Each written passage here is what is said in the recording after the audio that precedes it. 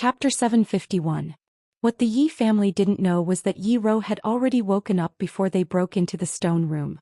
She saw Fang Yan lying beside her in a dangerous situation and immediately understood what had happened. She used her cultivation level as a heavenly Dao realm expert to inject vital energy into Fang Yan, but eventually she fainted once again due to overexertion. Yi Daoling found that Yi Ro and Fang Yan were naked and hugging each other. It was also because Yi Ro lost her strength after treating Fang Yan that she fell on him. Yi Ro's clothes were burnt because her body temperature was too high, and Fang Yan's clothes were burnt because he forcibly moved the volcano of the Tao of Heaven into his body. When Fang Yan woke up, he didn't know Yi Ro's current physical condition. He thought she had failed to climb the heavenly Dao and even comforted her, hoping that she wouldn't mind.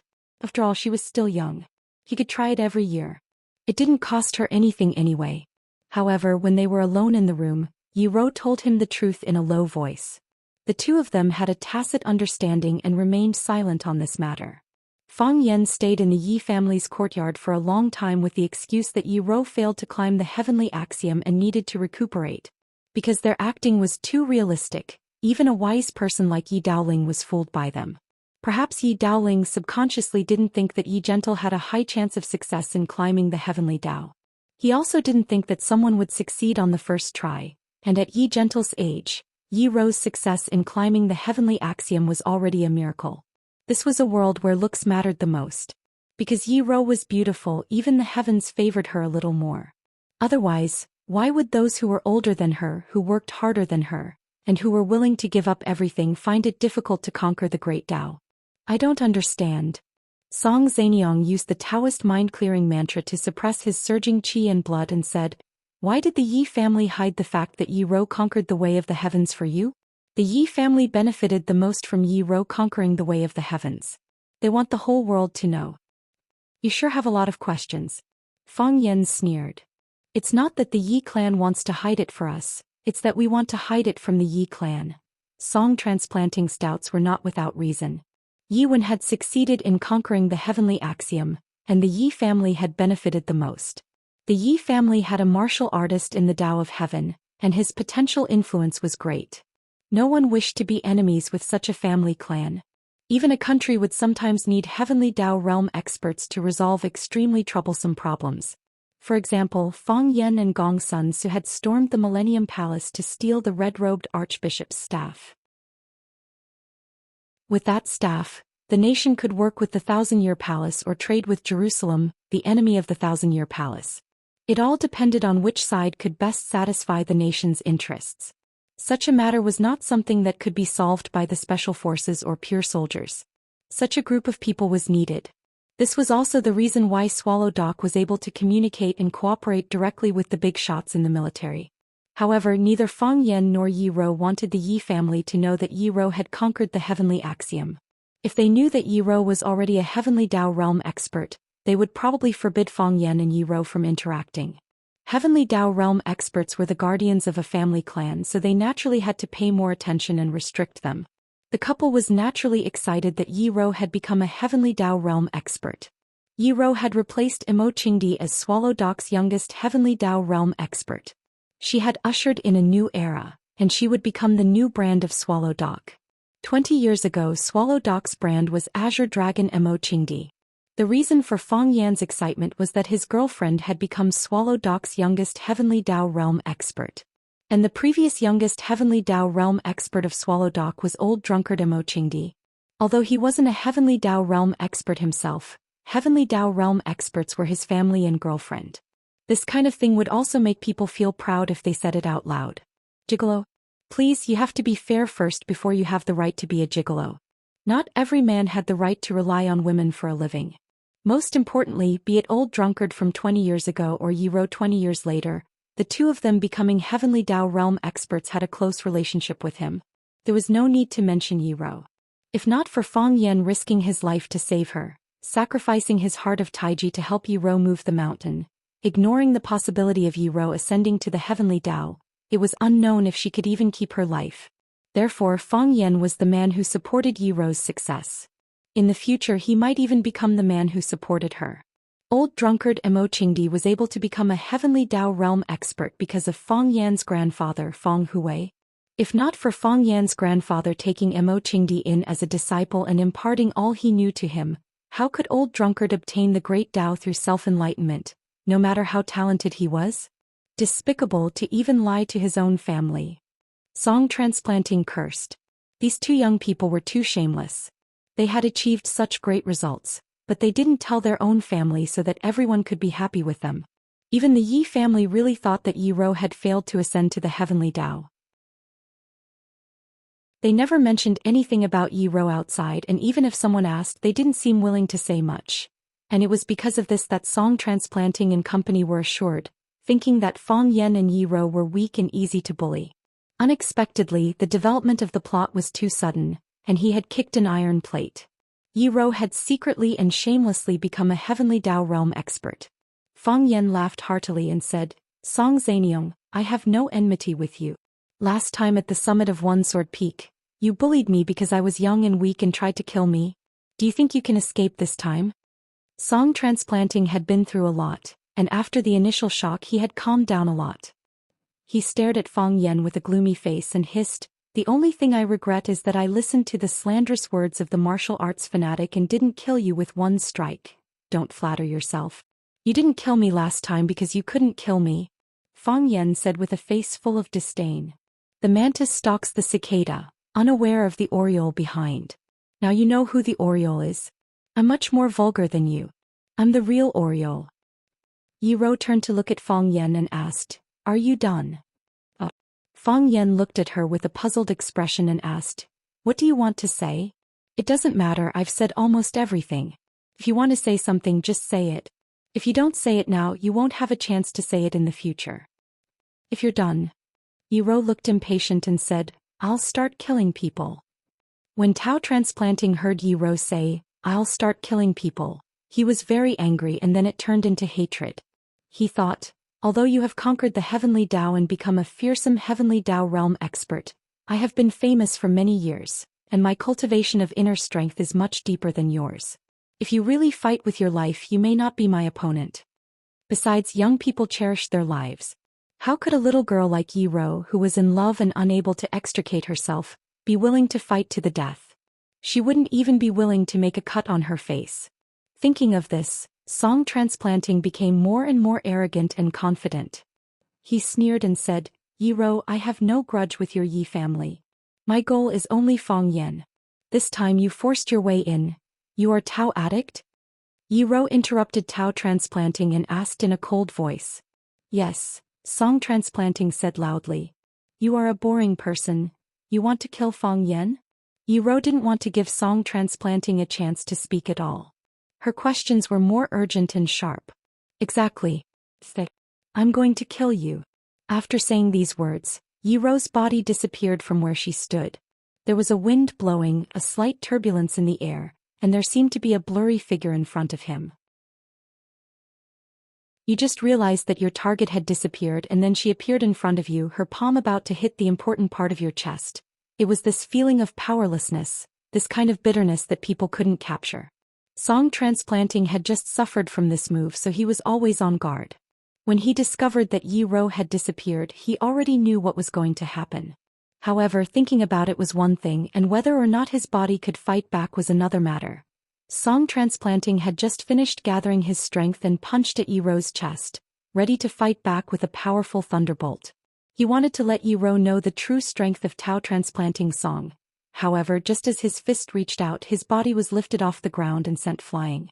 Difference. This was the difference between a non-heaven Tao expert and a heavenly Tao expert. Yi Rou's speed had exceeded the speed that the human eye could perceive. Took some time for the human eye to see an object and for it to be transmitted to the brain. Yi Rou used this time to attack.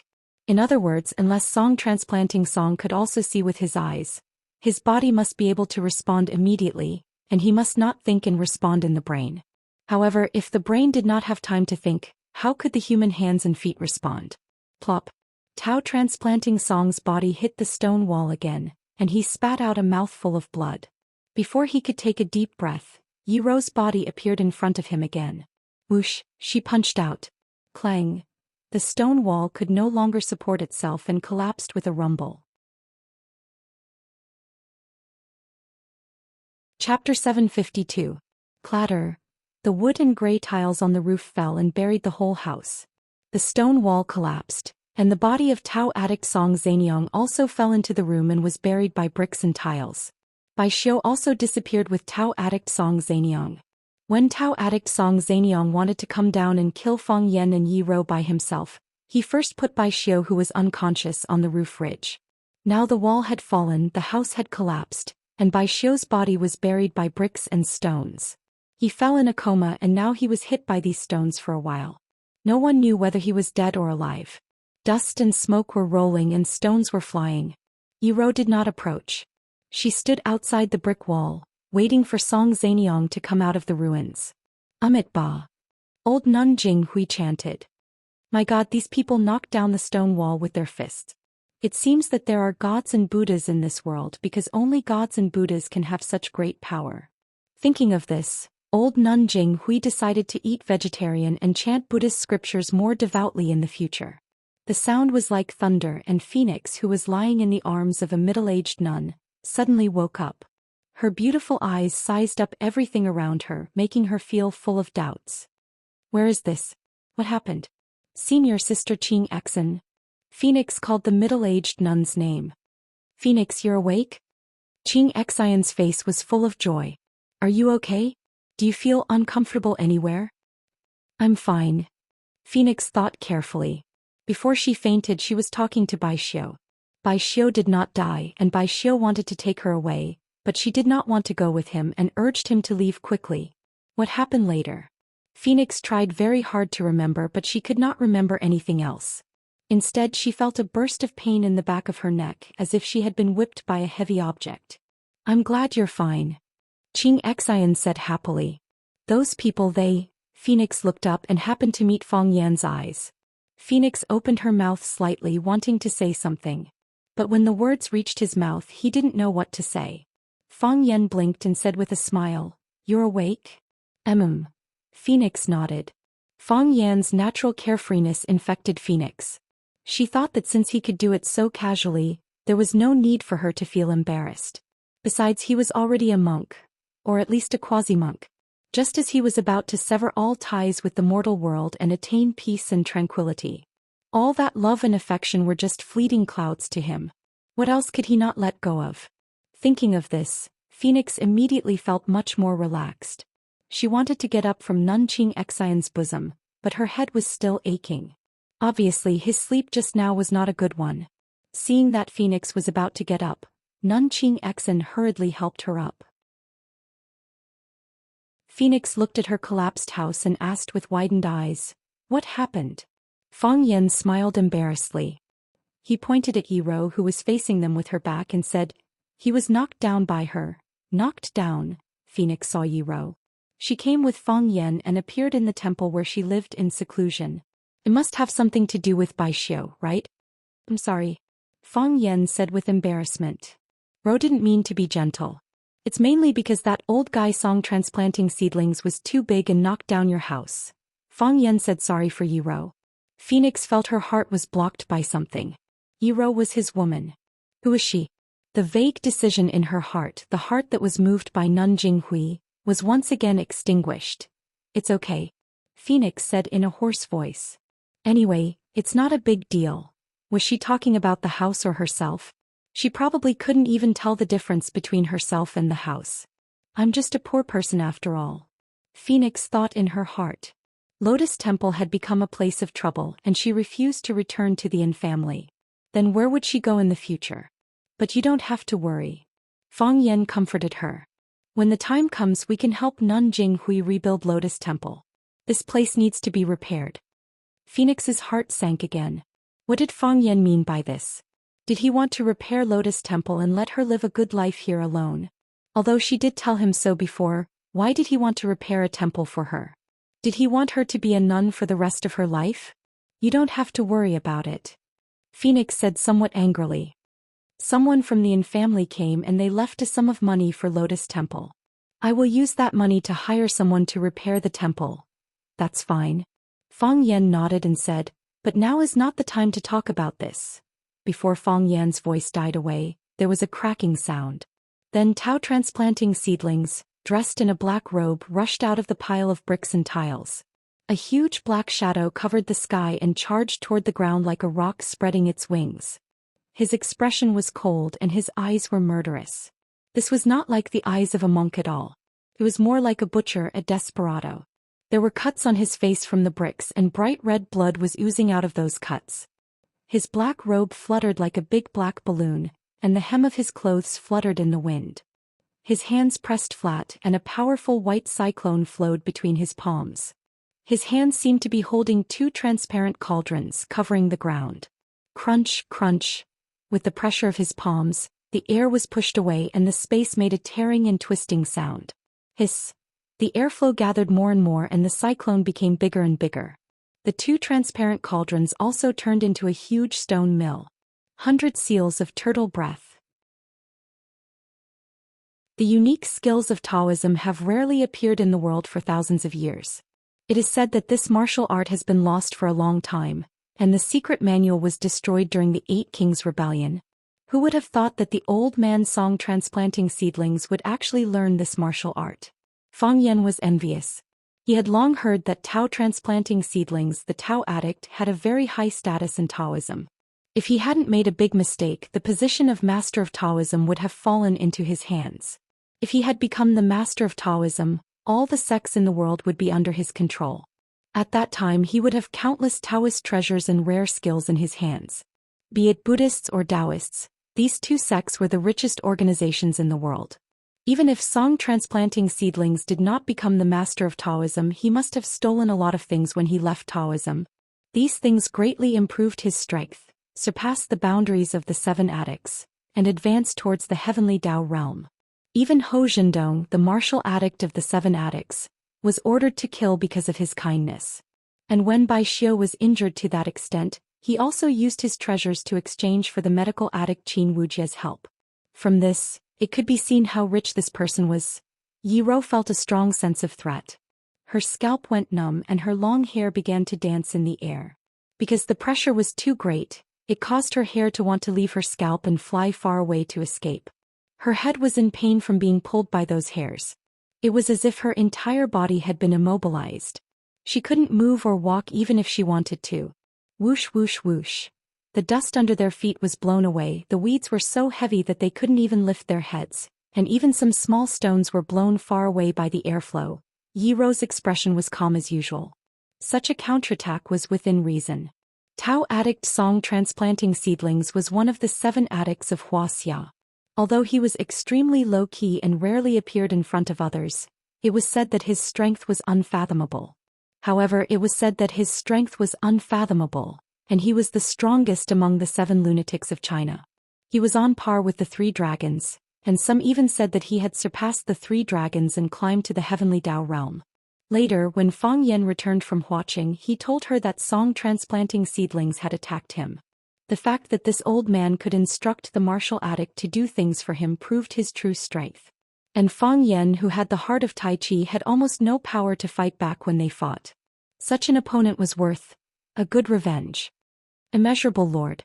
Tao transplanting seedlings shouted. His body accelerated again, and the air wave controlled by his palms shrouded the top of Yi Rou's head. Whoosh!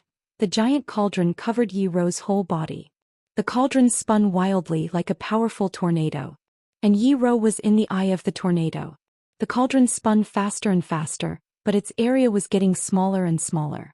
Its volume began to shrink, ready to reduce the area that Yi Rou could move. When it touched Yi Rou or any other object, it would explode. Its power was no less than a powerful Russian's latest military product, the K-33 Devil Grenade. Tao transplanting seedlings obviously had no patience to wait for the cauldron to tighten. He would never give Yi Rou any chance. As his body fell, he once again punched the cyclone. Another sword-shaped chi pierced the transparent cauldron. He wanted to pierce his own cyclone. Boom! The huge cyclone exploded, shaking the entire lotus flower temple. The bursting air currents were like rows of sharp blades that shot out in all directions. Those young nuns were hit by the airflow and were all pushed away, screaming. The old nun Jing Hui didn't move, because she knew that Fang Yan would protect her. Just like what happened just now. Just as she was thinking about this, she watched helplessly as Fang Yen hugged the phoenix and threw himself in the direction of the lotus pond. My Guanyin Bodhisattva. Jing Hui hurriedly asked for help from her other big backer. Chapter 753. When the old nun Jing Hui's body was about to be swept away by the violent airflow, a huge figure rushed over, jumped into the air and hugged her tightly. The old nun's head hit the ground and she still couldn't stand steadily after landing. Guanyin Bodhisattva. Jing Hui chanted. I'm not Guanyin Bodhisattva. Bailey Lu carefully put the old nun on the ground and said. Of course you're not Guanyin Bodhisattva. You were sent by Guanyin Bodhisattva. I'm not sent by Guanyin Bodhisattva. You don't know your own heart. I said I'm not. Bailey Lu said grumpily. He was a little regretful. If he had known this would happen, he would have let the real Guanyin Bodhisattva save him. Donor, everything has its cause and effect. You came to the Lotus Temple, this is a trap. You saved me in a critical moment, this is the result. Bailey Lu strode away. Is this old nun trying to persuade me to believe in Buddha? He is a man who will become a heavenly Tao expert. Seeing that Yi Ro had easily sent Tao addict song transplanting seedling flying, his heart was in turmoil and all sorts of feelings welled up in him. Is this the strength of a heavenly Tao expert? Is this the gap between a heavenly Tao expert and a non-heaven Tao expert? No wonder people say that a slight difference can lead to a great loss. Many years ago he heard that Tao addict song transplanting was about to step into the heavenly Tao realm and become the most powerful existence below the three dragons. However, after so many years he still couldn't step in. He didn't know what kind of problem was blocking him from the heavenly Tao when he was trying to climb the heavenly Tao. Bailey Lu didn't care whether others could enter the heavenly Tao realm or not. He only cared whether he could enter the heavenly Tao realm or not. Since Yi Ro entered, he must enter too. Because this was the hope of the Bailey family for hundreds of years. It's hard to enter the heavenly Tao with godly fists. This sentence was like the Monkey King's band-tightening curse, tightly binding them. Countless talents of the Bailey family worked hard day and night to break this curse, traveled mountains and rivers, visited famous experts and challenged the heroes of the world. Everyone said that he, Bai Lilu, was the most promising man in the Bailey clan to climb the heavenly way. However, he knew very well that he was still very far away from that door. He didn't even know where that door was or what it looked like. Not being able to enter the door, whether it was the door of the heavenly Tao or the door of love, was the most tragic thing for a man. As Yi Ro had showcased the strength of the heavenly Tao realm, it left Bailey Lu agitated and excited. He even forgot about his heavy injuries. Fang Yen carried the phoenix's body far away from the battlefield, all the way to the edge of the distant lotus pond before settling down. A gust of wind blew past, messing up Fang Yan's hair and snapping a large number of withered leaves in the lotus pond. Phoenix was held in Fang Yan's arms. After tidying up her long hair, she was about to ask if Fang Yan was all right when Fang Yan tossed her aside and flew back into the fray. Phoenix looked at Fang Yan's back and sighed softly. In the past, when this man had devoted his whole heart to her, she had no way to protect and cherish it. Now he had devoted the same heart to another woman. Why did she feel so sad?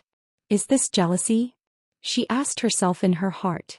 After the big explosion, the ground was a mess. The dust and weeds in the courtyard were swept away by the strong airflow that was like a wave of light. It looked clean and bright. Yi Ro, who was in the courtyard, had disappeared. Tao addict, song transplanting seedlings who had descended from the sky had also disappeared. The courtyard was quiet as if nothing had happened. The beautiful woman in black who was calm and composed, the evil Taoist with his black robe fluttering in the wind, and the huge ball of light that was so bright that it was hard to open one's eyes. It was all a dream. It was a realistic yet illusory dream. However, on the stone wall not far away there was a huge stone cave. The stone cave made a cracking sound, and large pieces of stone fell from the stone wall. Rumble.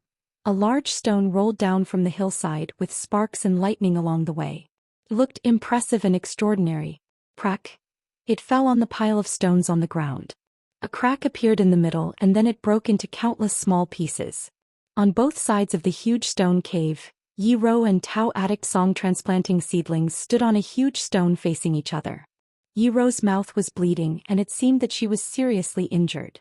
Tao addict song transplanting seedling's long hair was messy, and his black robe was torn. He looked extremely embarrassed, unlike the sage-like appearance of the 7 addicts of Wuxia. Fang Yan was worried about Yi Rou's safety. He tiptoed on the ground, jumped several times and rushed to Yi Rou's side. "Rou, are you okay?" Fang Yan asked anxiously. Yi Rou had been paying attention to Tao addict song transplanting seedlings. When she heard Fang Yan's question, she replied softly, "I'm fine." It had to be said that Tao addict song transplanting seedlings had been famous for decades, and it was indeed unique. The power of the 100 seals of the tortoise breath was really strong. Although she had already thought of a way to break it, it was still difficult to control the violent and deep energy when she made her move. Yi Rou knew that if she let this move of song transplanting seedlings explode on top of her head or around her, she would be smashed to pieces, and even the nuns around her would be in danger. Fang Yan and Bailey Lu could probably find an opportunity to escape, but what about the nuns? What about Phoenix? They were also human beings, and Phoenix was Fang Yan's first love. Humph. Yi Rou curled her lips coldly. Therefore, at the critical moment when the 100 seals of the tortoise breath was about to explode, Yi Rou held up the qi wave with both hands, using the qi of the way of heaven in her body as a guide, and brought it to the stone wall in the distance. Although the 100 seals of the tortoise breath was thrown off, Yi Rou's body was still attacked by the strong airflow. Her internal organs were injured and she spat out a mouthful of blood. "Leave the rest to me." Fang Yan stared coldly at Tao addict song transplanting seedlings and said, "No." Yi Rou refused. "Your body hasn't recovered. Just protect them." The black hat on Tao addict song transplanting seedling's head became pieces of cloth, so his thin, dry and dark face, like that of an old farmer, was finally revealed. There were several wounds on his face and blood was smeared on his face, which looked funny. Hearing the conversation between Fang Yan and Yi Rou, he laughed, pointed at Fang Yan's face and scolded, "Fang Yan, you are a weak and incompetent coward. The person I wanted to kill was you, but I didn't expect you to hide behind a woman and let her protect you. Don't you feel ashamed?" "What can I do?" Fang Yan said helplessly, "I can't beat you. If you are a man, fight with me alone. Don't let a woman stand up for you. Otherwise you will be laughed at." "Yes. If I fight with you alone and get killed by you, everyone will think that I was brave and died a worthy death. Is that what you mean?" "You shameless brat." Fang Yan waved his hand and said, "Song transplanting seedlings, you just said that you wanted to attack me and my wife. Why do you want to fight with me alone now? You are the Tao addict, one of the 7 addicts of Wuxia. How can you talk like you are farting? You don't even abide by what you said and you want others to listen to you? Aren't you afraid of being laughed at? But I can understand you. You know you can't beat Yi Rou and you are afraid. Now you want to run away? How dare you?"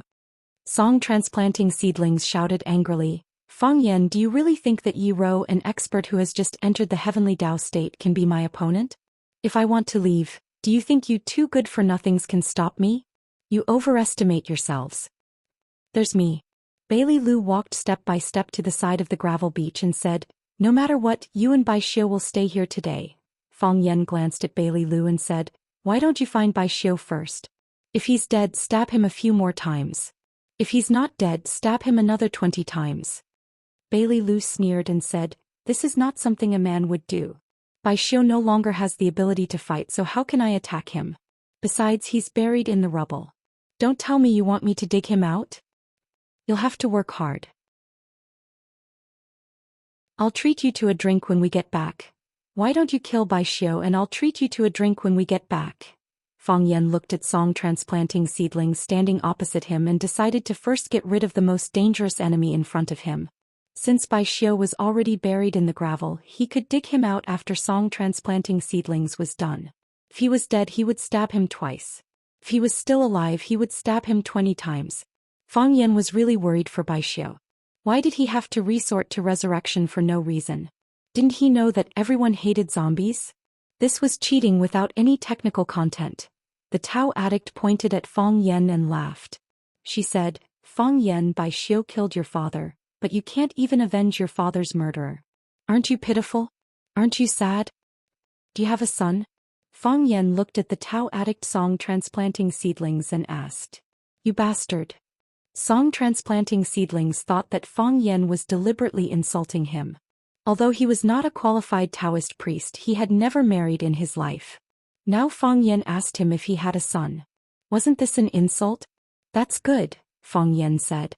In that case, even if we kill you, we don't have to worry about someone jumping out to avenge you. You'll die for nothing. As Fang Yan spoke, he leaped and rushed towards song transplanting seedlings. As he was in midair, a blurry figure had already flown past him, and then that figure and song transplanting seedlings fought. I love the heavenly Dao realm, Fang Yan thought to himself. I love this woman very much. Even if the whole world scolded him for being a gigolo, he was still proud that he had a heavenly Dao realm wife.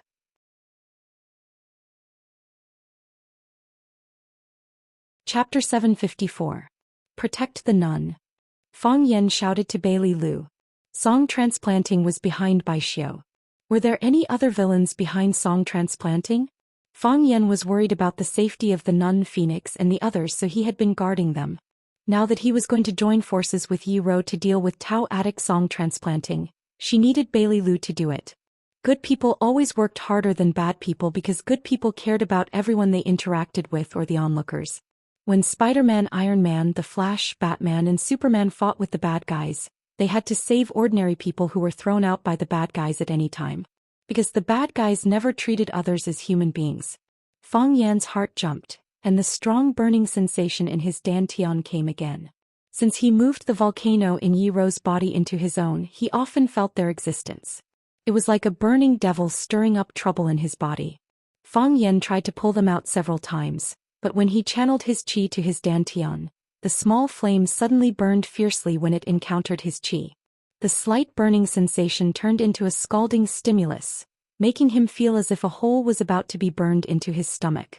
Every time he wanted to do something, it would remind him not to use too much force. This feeling was really helpless. However, even so, Fang Yan still rushed to Tao Attic song transplanting seedlings without hesitation. As song transplanting said, "Don't you feel ashamed to let a woman protect you?" Fang Yan pretended to be indifferent, but in fact he still cared. Shouldn't a man stand in front of a woman to shelter her from the wind and rain? How could he let a woman stand in front of him and risk her life for him? Fang Yan was a proud man, and proud men wanted to do something to prove their value. Although it was a bit stupid to do so. But it was enough to help Yi Ro distract song transplanting for a while. Yi Ro vomited blood and he felt sad and distressed. He didn't want Yi Ro to get hurt again because she was the woman he loved deeply. Fang Yan was the first to rush out in order to fight for some opportunities for Yi Ro. Yi Ro understood what Fang Yan meant, so she ran even faster than Fang Yan. As soon as Yi Wen and song transplanting came into contact, they began to meet force with force, fighting speed with speed. It was too much for the eyes to take in. When Fang Yan arrived, Song Zanyang's figure flashed and he flew toward the roof of the Lotus Temple. Yi Ro tapped the ground with the tip of her foot and followed closely behind. Fang Yan stood where Song Zanyang had been standing, feeling like he was being humiliated. "Please, I'm also your opponent, okay? What do you mean by running away when I come?" Yi Ro and the Tao Addict song transplanting were fighting in the air, punching and kicking. Their palms collided with each other, and the enormous force of the collision caused their bodies to split apart. They were separated further and further in the air, like two lone swallows flying in different directions. Then they returned at an even faster speed, collided again, and the distance between them increased again. Fang Yan gritted his teeth, ignoring the burning pain in his dantian, and attacked behind them. His body swayed left and right in the air like a clumsy duck. In the air he used Drunken Crane riding the wind, a unique skill created by Mo Qingdi. Fang Yan struck out with his palm, attacking Song Zanyang from behind, trying to form a pincer attack with Yi Ro. The person Song Zanyang hated the most was Fang Yan, and the person he wanted to kill the most was also Fang Yan. If he killed the others while he was doing this, then they would be out of luck. But they didn't expect to meet Yi Ro, a master in the heavenly Dao realm. Song Zanyang was out of luck. Lovers were connected by heart. Yi Ro noticed Fang Yan's attack from behind. She sped up and rushed in front of Song Zanyang at the same time as Fang Yan, attacking Song Zanyang fiercely from the front and back. Despicable person. Song Zanyang gritted his teeth and cursed. His body turned 180 degrees and he struck out 81 palms at Fang Yan behind him. He wanted to get rid of the burden Fang Yan first. But Fang Yan was like a loach in the water. His palms moved to the left and Fang Yan's body floated to the right. His palms moved to the right and Fang Yan's body floated to the right. His body was like a feather, a ball of cotton. And when he waved his palms, the wind brought with them could easily knock away the feather and cotton. Drunken crane riding the wind. Song Zanyang's mind was in a mess. He knew that Fang Yan was using drunken crane riding the wind, a top-notch movement created by the genius Imo Qingdi. Understanding was one thing but not being able to crack it was another. While Song Zanyang was facing off against Fang Yan, Yi Rou's fist pierced through the clouds and air heading for his back. Song Zanyang couldn't turn around in time, so he used his right elbow to meet Yi Rou's fist. Bam! Yi Rou's fist slammed into Song Zanyang's elbow. Song Zanyang laughed and turned to Yi Rou. Yi Rou, you idiot. Don't you know that the elbow is harder than the fist? I don't believe it. Yi Rou looked at him expressionlessly. At this moment, a majestic force slammed into his elbow. A second strike, a third strike, a fourth strike.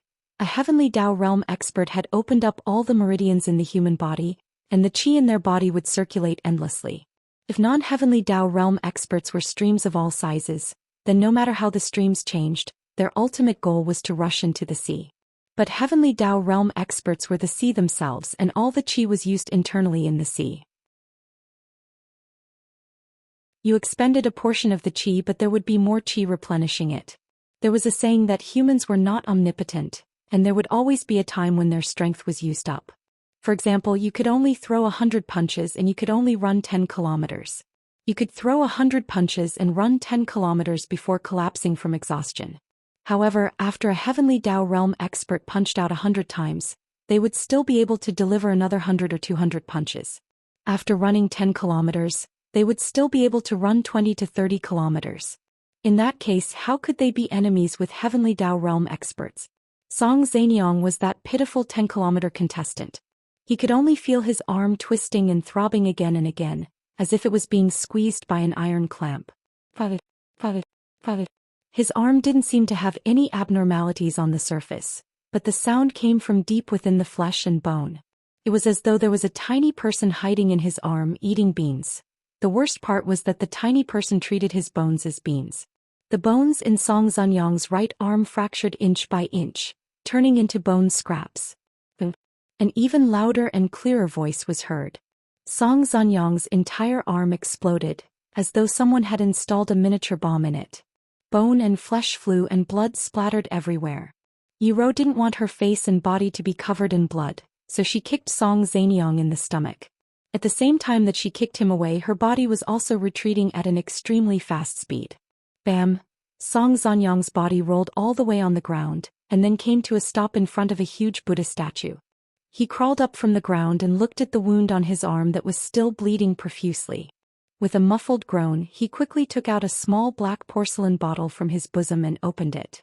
He poured all the precious medicinal powder in the bottle onto his arm. The bleeding stopped, but the pain didn't stop.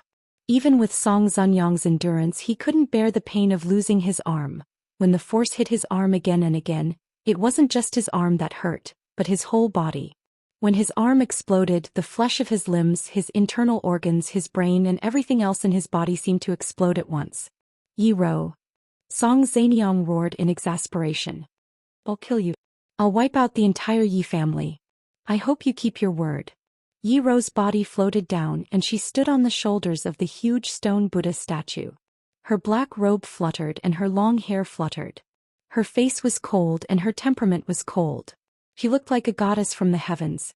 Song Zanyang kicked the stone Buddha statue and a green light flashed between his palms. Crack. There was a crisp sound and the stone Buddha statue cracked from bottom to top. There was a sharp whistling sound from the crack, and it was like a stone snake darting toward the soles of Yi Rou's feet. Yi Rou tiptoed and she jumped high into the air. Then she fell at an even faster speed. Boom! Their fists collided. Yi Rou's body flew up again and then landed again. Boom! There was another collision. This time, Yi Rou's body fell toward the lotus pond, and Song Zanyang's body flew diagonally toward the front of the temple. He wanted to run away. Song Zanyang was afraid and he wanted to break away from the fight. Fang Yan knew that Song Zanyang was afraid, and that he would only lose his life if he continued to fight. So to him it was only a matter of time before he ran away. Because Fang Yan had expected that Song Zanyang would run away, he had been on guard against Song Zanyang's escape. Seeing that Song Zanyang was really running toward the front yard of the Lotus Temple, Fang Yan immediately chased after him. "Old man, where do you think you're going?"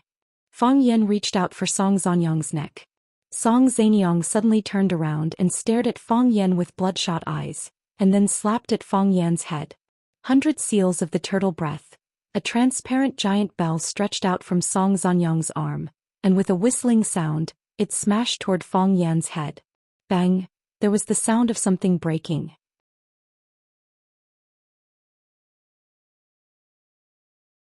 Chapter 755.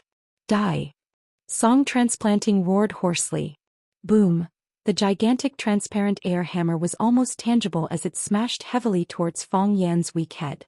Dao addict Song transplanting had been famous for a long time, and his cultivation was unfathomable. Right now he wanted to kill Fang Yan with one strike before he escaped. Therefore he would not hold back when he attacked. This was not a deathbed struggle, but he did his best. This was the most powerful attack he had ever made, and it was also the reason why he wanted to kill someone so badly. Fang Yan, if I don't get rid of him, my Dao heart will never be at peace. Fang Yan was like a thorn stuck there, making it hard to swallow or move. If he did not get rid of this thorn, he would never be at peace, and he would never be able to step into the heavenly Dao realm he dreamed of. He really could not understand how that little bitchy one could step into the heavenly Dao realm. If it wasn't for the fact that the heavenly Dao realm did not require the approval of a certain department in the country, he would have suspected that the department had done something behind the scenes for her. The hammer made a whirring sound, and then smashed heavily on Fang Yan's head. The principle of the turtle-breathing 100 seals was to mobilize the 3 pure qi in the body to transform, and then form a huge body of energy. This was what people often called a domain, which was somewhat similar to Fang Yan's Taiji realm.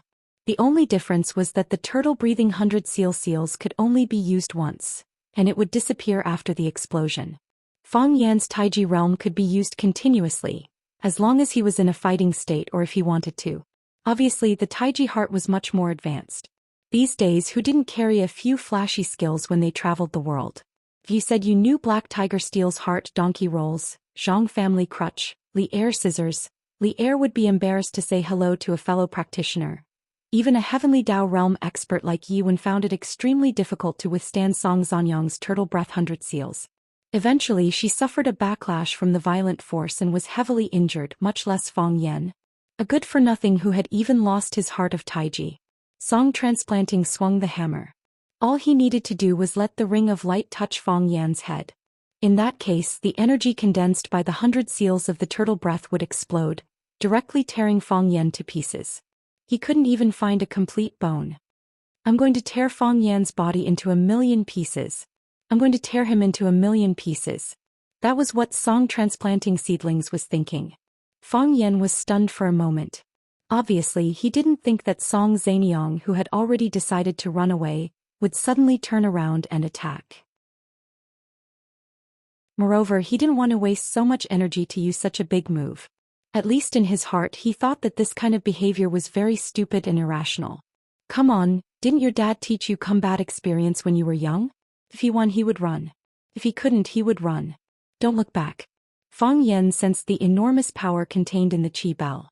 It was a violent, twisted, and uncontrollable airflow. Although it couldn't compare to the huge grindstone that Song transplanting seedlings had used against a heavenly Dao expert, it was still something that no one dared to underestimate. At least it was extremely dangerous for Fang Yan, who had lost the heart of Taiji. Fang Yan. Yi Ro ran towards him like a bolt of lightning. Song transplanting seedlings, you old dog. Bailey Lu's eyes were wide open and he couldn't even react. Song transplanting seedlings ran suddenly and Fang Yan chased too fiercely. Song transplanting seedlings wanted to get rid of Fang Yan before he left, which was something that no one had thought of. Therefore, only Fang Yan and only Fang Yan could receive this blow with all his strength. Then I'll do it myself. Fang Yan said to himself. His sea of energy burned again as if the endless autumn plains had been ignited by a fire. And the gas that Fang Yan transported into his dantian was not ice water but gasoline. Boom. In just one round, Fang Yan felt that his body was in unbearable pain, and the feeling of his entire abdomen being burned hit him again. Not only did the sea of fire not decrease, but it was also rapidly increasing in intensity. First it was a small sea of fire, then a large area of grassland was ignited, and finally the mountains, rocks and soil were also burning, moving a mountain. Fang Yan experienced that feeling again. When he moved the volcano in Yi Rou's body into his own, he used the heart of Taiji in his dantian to accept and melt it. Of course he didn't succeed and his heart of Taiji was dead. But the volcano was still alive, and although it didn't keep burning, it was still an active volcano. From time to time, it would spew out white smoke and a few flames to prove that it was still a young and strong lad in the fire world. During this period of time, Fang Yan didn't dare to use the energy in his dantian. Even when he ran to the Thousand-Year Palace with that idiot Gong Sun Su to steal the divine staff and was chased like a dog by the priests of the Thousand-Year Palace, he tried to use the energy in his dantian as little as possible. Unless he had no other choice, he would endure the intense heat and pain to use his energy to kill the enemy. In those long days, the heart of Taiji didn't even use it once, because Fang Yan couldn't feel their existence at all. He couldn't use it even if he wanted to. There was no time to think and there was nothing to think about. Fang Yan clenched his hands into fists and suddenly swung them towards the big bell. Boom! A red stream of air that seemed to be burning rushed towards the center of the giant hammer, and this fresh energy burned the surrounding air until it crackled. Fang Yan's fists became crimson, his arms became crimson, even his face, hair and eyebrows became crimson. The red flames were like a red fire dragon charging forward, trying to knock away the powerful air hammer. Idiot! Seeing Fang Yan's counterattack, Song Transplanting Seedlings laughed savagely. His goal was to let the air hammers in his hands come into contact with Fang Yan. As soon as they came into contact, they would explode. But he didn't expect that Fang Yan would take the initiative to punch the air hammers. This was really looking for sh*t with a lantern. Looking for death. However, a shocking scene appeared before everyone's eyes. Whoosh! The fire dragon actually passed through the center of the bell without any obstruction, and then flew into the sky with the huge bell into the clouds, and into the depths of the universe. Fang Yan's face froze. What's going on? He did have such a plan in mind, but it was just a thought. At least he thought it was just a thought. Such a thing couldn't possibly happen. Because he clearly saw that Yi Wen was seriously injured and vomiting blood after taking his turtle breath and 100 seals. Compared to Yi Wen, he was still a little bit weaker. Song Transplanting Seedlings was even more stunned. What the f***ck is he playing at? Where's my hammer? His turtle breath and 100 seals were formed from the true chi in his body. In other words, as long as the bell was in his hands, it was closely connected to the steady flow of chi in his body. As long as the chi was continuous, the bell would never disappear. What was going on? He was still desperately channeling his true chi. When he saw Fang Yan using his fists to block the attack, he increased his strength and activated the remaining energy in his dantian that he had used to escape. For a moment he realized that this was not the right thing to do. He had to save some of his true chi to escape, to deal with the more complicated situation when Yi Wen caught up with him. Fortunately he had a backup plan and someone to help him. But where had her Zhongzi gone? The fire dragon roared as it flew into the sky, bringing the hammer with it and disappearing without a trace. It didn't explode. Song Transplanting Seedlings looked in the direction where the fire dragon had disappeared, his face full of shock.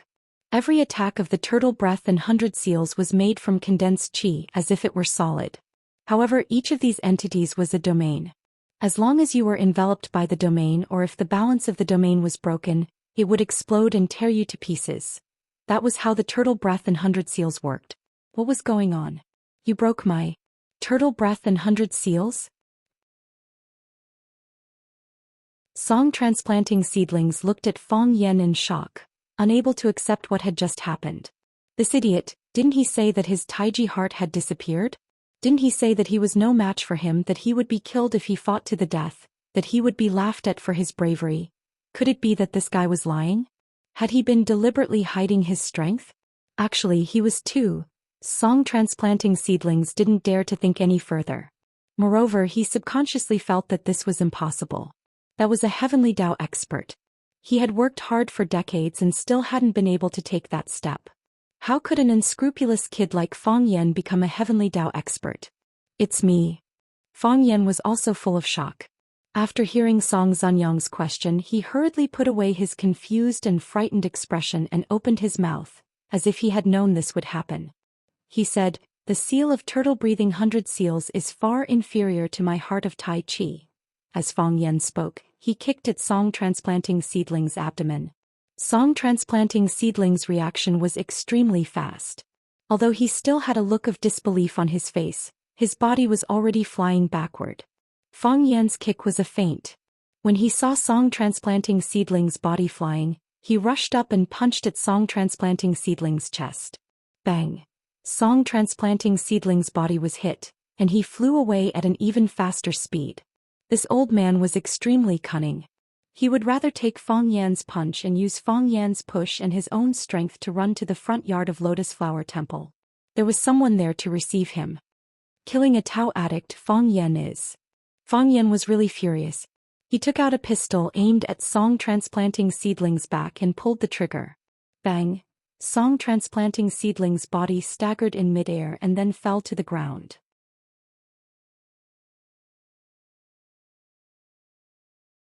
Chapter 756. Whoosh! Yi Ro's figure appeared like a ghost beside Fang Yan. She arrived almost at the same time as Fang Yan's landing, which showed how much she cared about Fang Yan. She stood in front of Fang Yan and looked at Fang Yan anxiously, asking, "Are you okay?" "I'm fine." Fang Yan shook his head and said, "What was going on just now? Where's Song Transplanting's hammer?" Clang, clang, clang.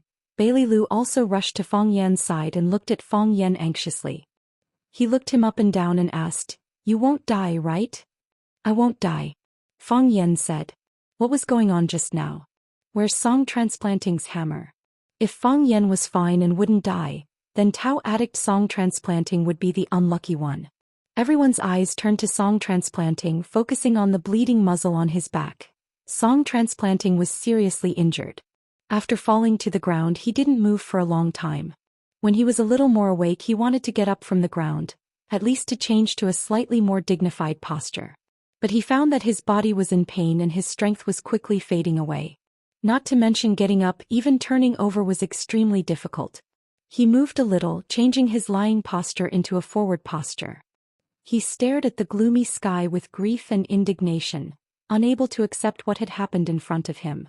He was the one who wanted to kill Fang Yan. Why did he end up in such a miserable situation? "Where's my hammer?" Song Transplanting asked aloud. "I'm not very sure," Fang Yan said with a puzzled look. "Seems that my fire dragon took it to the sky." "Why can your fire dragon take my hammer to the sky?" Song Transplanting began to cough violently when he asked this question. As he coughed, his mouth was covered with blood. His internal organs were seriously injured. Every time he coughed, a lot of blood spurted out. "You don't have the heart of Tai Chi anymore, do you? How can your strength Chi condense and materialize?" "I don't know much about it. Wait for me to go back and study it," Fang Yan said embarrassedly. Faced with the humility of others asking for guidance, he, as the master of the fire dragon, did not understand the principles behind it. His heart was filled with guilt, and he felt that he did not deserve to be a good teacher. "After all, it just happened.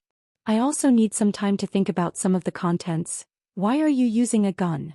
Song asked. "We're all from the inner Jianghu, so it's inevitable for us to compete and learn from each other. We don't have to worry about using knives and swords. Why do you use a spear?" When Song Transplanting Seedlings asked this question, Yi Ro and Bailey Lu also turned their eyes to Fang Yan's face. Yeah, how could this guy use a gun? How could he have a pistol at such a crucial moment?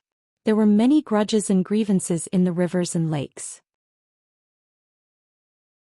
If you had an arm chopped off, you would think of a way to chop off the other party's arm.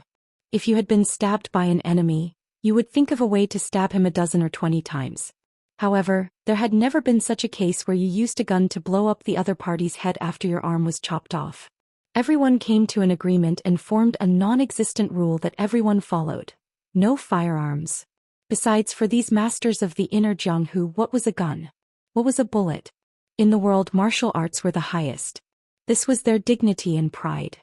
It was a forbidden area where they could not get along with firearms. However, King used a gun. This was cheating against the rules and would be despised by others. Fang Yan felt even more embarrassed. His cheeks were burning with pain. His eyes avoided eye contact with Yi Rou and Bailey Lu's eyes, and he did not want to look into Song Transplanting Seedling's condemning and questioning eyes. He explained in a dry voice, "Poverty stunts ambition, so I brought a gun as insurance. You also know that my Tai Chi heart had disappeared. Your martial arts were too good and you ran too fast. I was afraid that I wouldn't be able to catch up with you, so I accidentally took out a pistol from my pocket and shot you. I didn't do it on purpose. I hope you don't mind too much." Fang Yan's heart of Tai Chi became a stillborn fetus. If he used his internal strength, he would have to bear the fire. Fang Yan suddenly felt very insecure, especially when he was dealing with a group of inner Jianghu monsters. His heart was filled with a sense of inferiority. When he was carrying out a mission in the Millennium Palace, he and his friend Gong Sun Chi experienced a life-and-death escape. There were several times when they were driven into a dead end, but because they were desperate, they fought with their lives on the line and resorted to all sorts of means.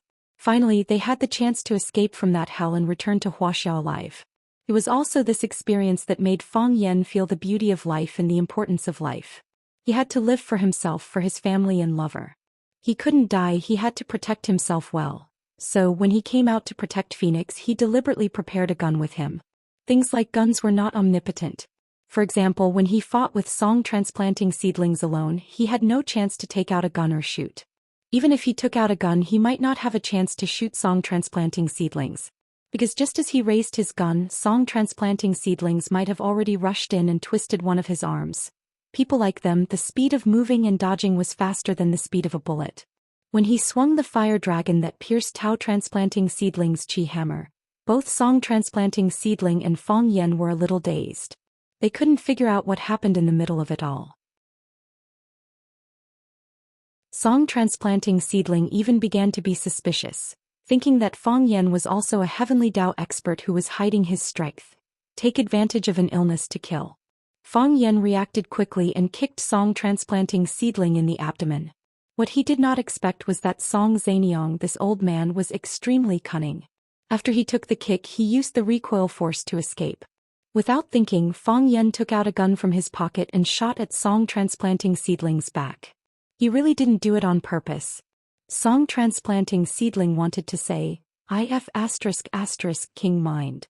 I mind so much that I'm about to die, okay? I'm sorry this time, if you have any requests just tell me." Fang Yan looked at Song Transplanting Seedling's twisted expression and couldn't help but ask. He was a kind person, but he couldn't bear to see others look so pitiful. Whenever someone looked at him like that, he would instantly feel sympathy, even if the person he was facing was the Tao Transplanting Seedling who he hated to the bone. "Please." Song Transplanting Seedling didn't finish his sentence before he coughed violently again. He coughed so violently that a large amount of blood sprayed out, and then fell on his face and body.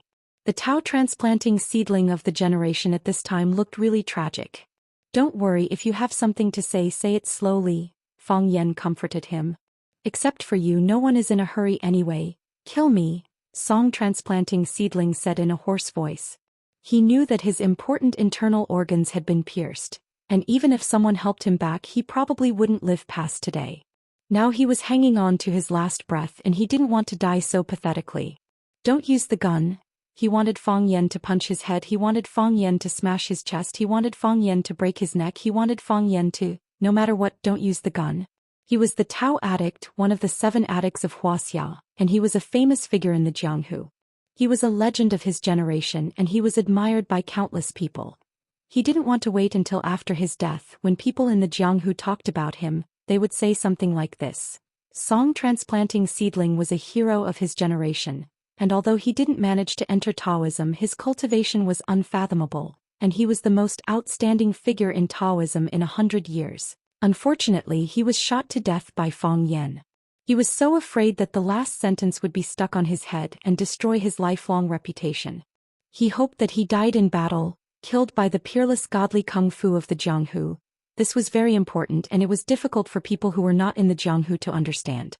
"That's the request?" Fang Yan asked. "That's the request." Song Transplanting Seedling was delighted. Fang Yan agreed. This guy wasn't as bad as he thought he was. Although he was already very very bad in his mind, the Fang Yan in his mind was still worse than the current Fang Yan. Are there any other requests? Fang Yan asked. No. Song transplanting seedling's eyelids were getting heavier, and he could barely keep them open.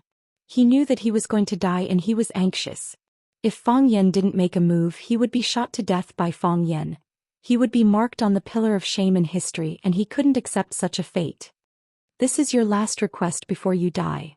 Fang Yan couldn't help but laugh and said, I hate you so much, how could I agree to it? Song transplanting seedling's eyes were already closed, but his body was still twitching violently. He was very angry, really angry. If there was another chance, he really wanted to jump up and beat up Fang Yan.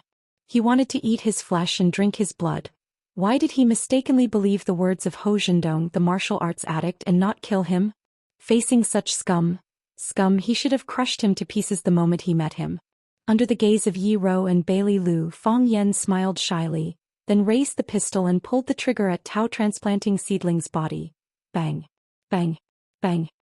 He finished the remaining 5 bullets in the pistol in one breath. The Tao transplanting seedling closed his eyes forever. He died with everlasting regret.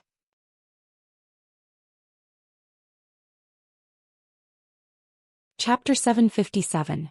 Fang Yan still felt that it was not enough to vent his hatred even after he had shot all the bullets in the pistol. The bad guys were killed, but could the good guys who were harmed by them come back? His father, who was scolded as a good-for-nothing by some people in Swallow Dock because he liked calligraphy and painting and hated kung fu. He was a man who loved his wife and son deeply. Was he going to die in vain? The old man who lost his son and his hair turned white overnight, and the lonely woman who lost her husband, could the trauma they suffered be made up for? Would they be able to find happiness again? The old man no longer stared at the King Kong eagle, and the woman no longer carried a basket to pick melons and weeds in front of her husband's grave every day. Her main purpose was to talk to her husband for a while. Those bad guys, they deserved to die. You killed him. Bai Lilu stood beside Fang Yan and said in a low voice. Was it cruel? Fang Yan turned and smiled at Bai Lilu. His smile was dry and his eyes were red. He looked like he was about to cry. Song transplanting was dead. He killed him with his own hands. But he didn't feel the pleasure of revenge. You see, I didn't even agree to his last request. I just shot him to death with a gun. I made holes in his body. The Tao addict who was so famous was killed by me with a gun. Did I have no bottom line? Did I not care about Jianghu morality? Bai Lilu frowned and looked at Fang Yan with scrutiny. He said, did you hit your head? When did you have a bottom line and talk about Jianghu morality? Only a fool would talk about Jianghu morality with such a person. Bai Lilu spat at the Tao addict. Song transplanting. They killed your father and broke up your family. This time they want to kidnap Phoenix to threaten you. If you fall into their hands, do you think you will still be alive? What do you think they will do to you? A dignified death? I'm afraid that when the time comes they'll make you beg for death. Are you crazy to talk about morality with such people? I'm just saying. Fang Yan chuckled. I just think it's boring. How is it boring? They were in cahoots with Bai Xiu. Song transplanting was Jiang Junling's teacher, and Bai Xiu was Jiang Junling's lackey. Why would Bai Xiu do this to your family? Isn't it because you offended Jiang Junling and Jiang Junling wants to exterminate your entire family? It's not too much to kill such a person 100 times over. What's there to feel sorry about? I'm not feeling sorry for him. Fang Yan shook his head, knowing that Bailey Lu did not understand the meaning of his words. They killed my father and then I killed them, and what did we get for that anyway? I lost my most important family, they lost their lives. What's the point? Bailey Lu thought for a long time and said, there are bad people in this world, so there are good people. When bad people do bad things, unless you don't make a sound, you are a good person. Bad people will come to you to take revenge. When bad people bully others, you can pretend not to see it. But if the bad guys bully you, can you pretend that nothing happened? I can't do it and you can't do it. So we are natural enemies. They want to kill us and we want to kill them. Sometimes when I think about it, the world is really very simple. Yi Rou came over and held Fang Yan's hand tightly. She didn't care how Fang Yan killed Song transplanting. She only cared that the man she loved was alive, and the bad guy who wanted to kill her man was dead. This was more important than anything else. Jianghu morality? Warrior spirit? Please, that was something only the living were qualified to talk about. She wanted her man to be a villain. As for abiding by Jianghu morality and promoting the warrior spirit, she could let others do it. She was even willing to do it herself. For this woman her only request was, Fang Yan was alive. Fang Yan held Yi Rou's soft little hand tightly and said softly, I'm fine. I'm fine. Just now it was a matter of life and death. Song Transplanting's sudden attack was really dangerous. If it weren't for the fire dragon, his head would have been smashed by Song Transplanting's hammer and all his limbs would have been disintegrated. If it weren't for the fire dragon, if he couldn't resist it, he and Yi Rou would have been separated forever. This warmth after a battle, this surprise after death, really made him cherish it very much. Fang Yan wanted to live. He wanted to be with Yi Rou, his grandfather, his mother, and all the people he cherished. Bailey Lu saw Fang Yan and Yi Rou holding hands tightly and their eyes full of love, as if nothing had happened. He said, there's another one. Bailey Lu knew the relationship between Fang Yan and Yi Rou, so he never thought of marrying Yi Rou. Sometimes he felt that the elders in his family were very stupid.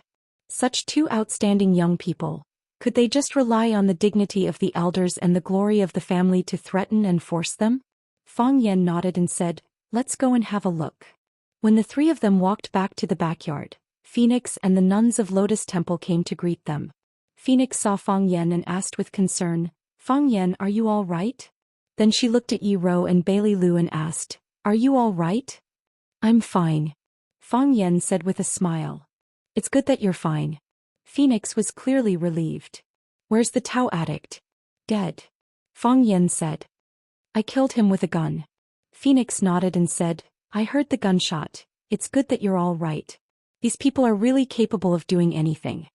Fang Yan pointed to the collapsed stone house and said, there's another person inside. You mean Bai Xiu? Fang Yan looked at Phoenix's eyes and said, yes. This person wants to kidnap you, I know. Phoenix bowed her head and said, he wants to kidnap me and then use my life to threaten you. Phoenix understood what Fang Yan and the others wanted to do. She turned to the old nun Jing Hui and said, Nun, there's a dead person in the front yard. Let's go and read scriptures to him. I hope they won't be bad people in their next life. Amitabha. When the old nun Jing Hui heard there was a dead person in the yard, she hurriedly chanted the name of Buddha and said, what should we do? What should we do? Even Buddha couldn't help her with such a problem. Phoenix supported the old nun Jing Hui and said, we just need to read the scriptures in peace. Let them deal with the other things. That's good. The old nun Jing Hui nodded and said, we still need to call the police. After the old nun Jing Hui walked away, Bailey Lu looked at the pile of stones and said, it's too troublesome to move the stones away bit by bit. I don't have the strength. However, I have a simple solution. With fire? Fang Yan looked at Bailey Lu and asked. Bailey Lu covered his chest with his hand and said, what do you think? Let's roast that Bai Xiu into a white pig. I've taken a look. This house is separated from the other yards and there are stones behind it. Even if we set it on fire, it won't burn the forest on the mountain. It's best to use fire. No problem. Fang Yan said. Anyway, we have to help Jing Hui rebuild the Lotus Temple. Why don't we burn this place down? Fang Yan could kill Song Transplanting Rice with a random spear, and he could even burn Bai Xiu into ashes with a big fire. If Fang Yan ranked the people he hated the most in his heart, Bai Xiu would definitely be at the top of the list, ranked first. No matter whether it was Jiang Junling's instruction or Song Transplanting Rice's support, the person who killed his father Fang Yixing was Bai Xiu. Just based on this, Fang Yan was willing to kill Bai Xiu 1,000 times. So what if Bai Xiu was resurrected? It was just a chance for him to kill him again. Hearing that Fang Yan agreed to his plan, Bailey Lu grinned and said, you go rest for a while. Leave the lighting of the fire to me. When I was at Swallow Dock, I lit a lot of fires to set up ambushes. Fang Yan nodded and said, you've worked hard. Bailey Lu smiled and said, we all know that you've been unhappy these years. We want to help you with something, but we don't know what we can do. Now that we can help you, I'm happy. They're also happy to know. Fang Yan felt the strong friendship in Bailey Lu's words, but he didn't say anything. Bailey Lu could be considered Fang Yan's unconventional friend. The two of them didn't spar often, but they didn't like each other since they were young. Bailey Lu felt that Fang Yan was too arrogant and always wanted to steal his limelight. Fang Yan thought that Bailey Lu was too arrogant and put him in a difficult position several times. The first time the two of them competed in martial arts, they had set up a very ridiculous punishment. Unexpectedly, Bailey Lu had kept his promise all along. When Fang Yan was challenged by the Qinya army, Yi Rou rushed to Huaqing and Bailey Lu also rushed to Huaqing. Yi Rou had a good fight with the Qinya army while Bailey Lu had a good fight with Fang Yan. Fang Yan knew that whether it was the former or the latter, he would remember this favor deeply in his heart. This time, Bailey Lu was entrusted by Fang Yan to protect Phoenix. A few days ago he said that he had found suspicious people observing and inquiring around. Fang Yan and Yi Rou arrived in time and finally stopped by Xiao and Song transplanting rice. Because of falling into the water, Bailey Lu's clothes were wet. He had a box of matches in his arms, but now it was soaked into a ball and couldn't be used. Bailey Lu was indeed an expert at igniting fires. He found 2 yellow dry stones and rubbed them hard a few times. The sulfur on the stones was ignited. Bailey Lu used sulfur stones to ignite the quilt in the pile of stones, and then the burning quilt ignited the whole house.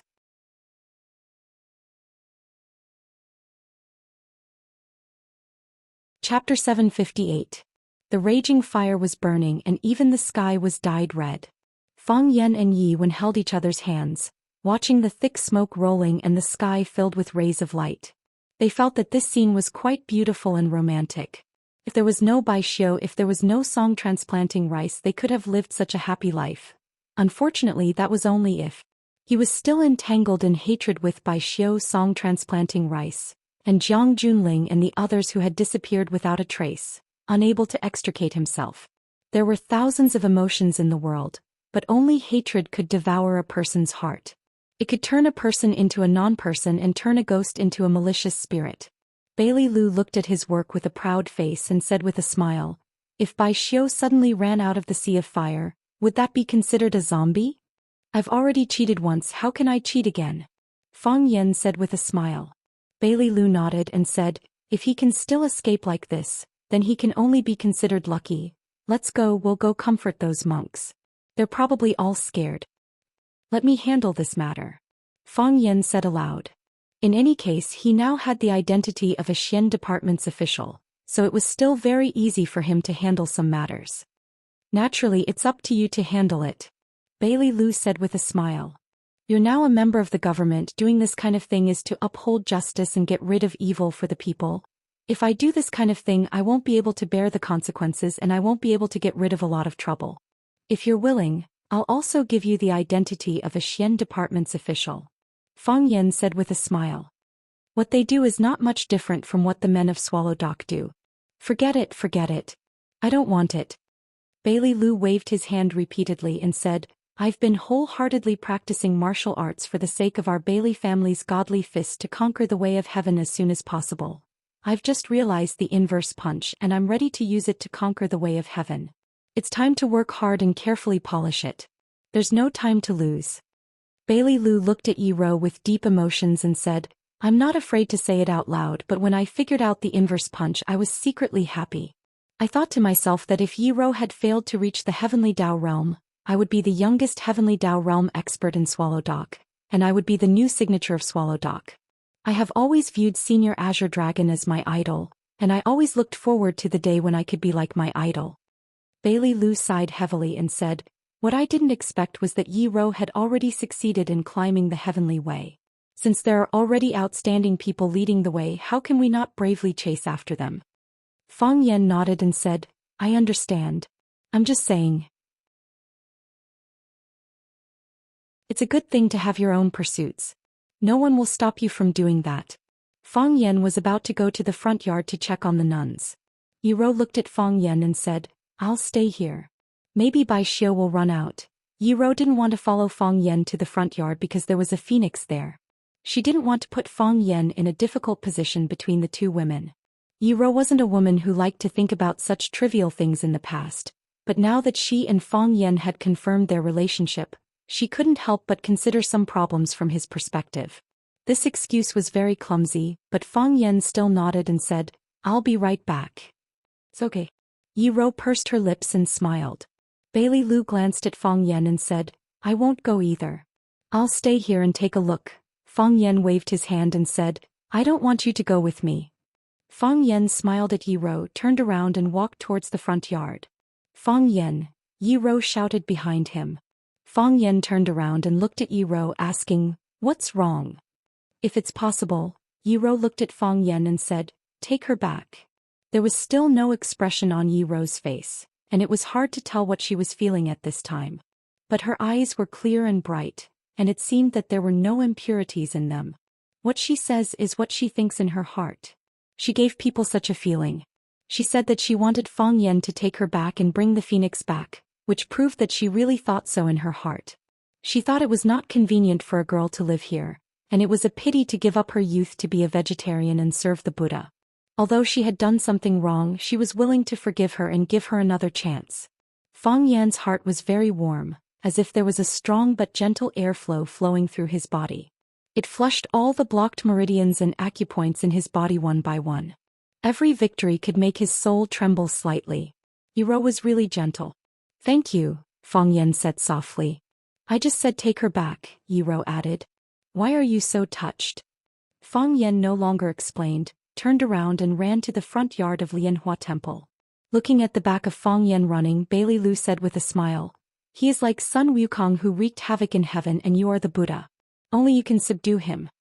Yi Rou looked at Bailey Lu with dissatisfaction and said, I am Guanyin Bodhisattva. Bailey Lu felt that Yi Rou had changed a lot. If it was in the past, if he said something she didn't like to hear, she would either ignore it directly or beat him. But now she even knows to refute or joke with him. Is this the charm of love? Bailey Lu thought about it seriously. What is love? Is it as fascinating as kung fu? At this time, Yi Rou's expression suddenly became serious. She listened attentively and immediately ran towards the front yard. Bailey Lu grinned and said, Women say one thing but mean another. If you say you don't want to go, shit. Before Bailey Lu finished his words, he had already found that the situation was not good. Boom. First came the sound of a mountain torrent. Then a huge white curtain rolled down from the mountain as if it was going to cover the entire land. Bastard. Bailey Lu cursed and quickly ran to the front yard. Pa. A huge wave of water rushed over the protective stone at the foot of the mountain and then hit the wall of Lianhua Temple. In just one round, the thick wall made of hard blue stone was washed down by the flood. Kacha kacha. The flood was like a white giant beast. Wherever it passed, the walls and trees fell and were instantly swallowed by its huge white mouth. The sea of fire that was still burning just now was suddenly extinguished by the water from the sky, and the jumping waves directly rolled over the collapsed house. Because the water flowed from top to bottom, the speed and strength of the impact were quite amazing. In a short time, the whole Lianhua Temple would be flooded. Even so, there was still a steady stream of water rushing toward Lianhua Temple. A big man in a black suit trotted over and said excitedly, Young master, all the gaps have been blown up. Now the amount of water released is the highest. I'm afraid that in one round the whole Lianhua Temple will be washed away. Those people will be buried alive. Should we go and beat them when they are down? An old man looked at the scene of the mountain torrent that seemed to be the Milky Way falling from the ninth heaven, sighed softly in his heart and said, It's strange. Mr. Tao Addict and Bai Xiu went down to kidnap a woman.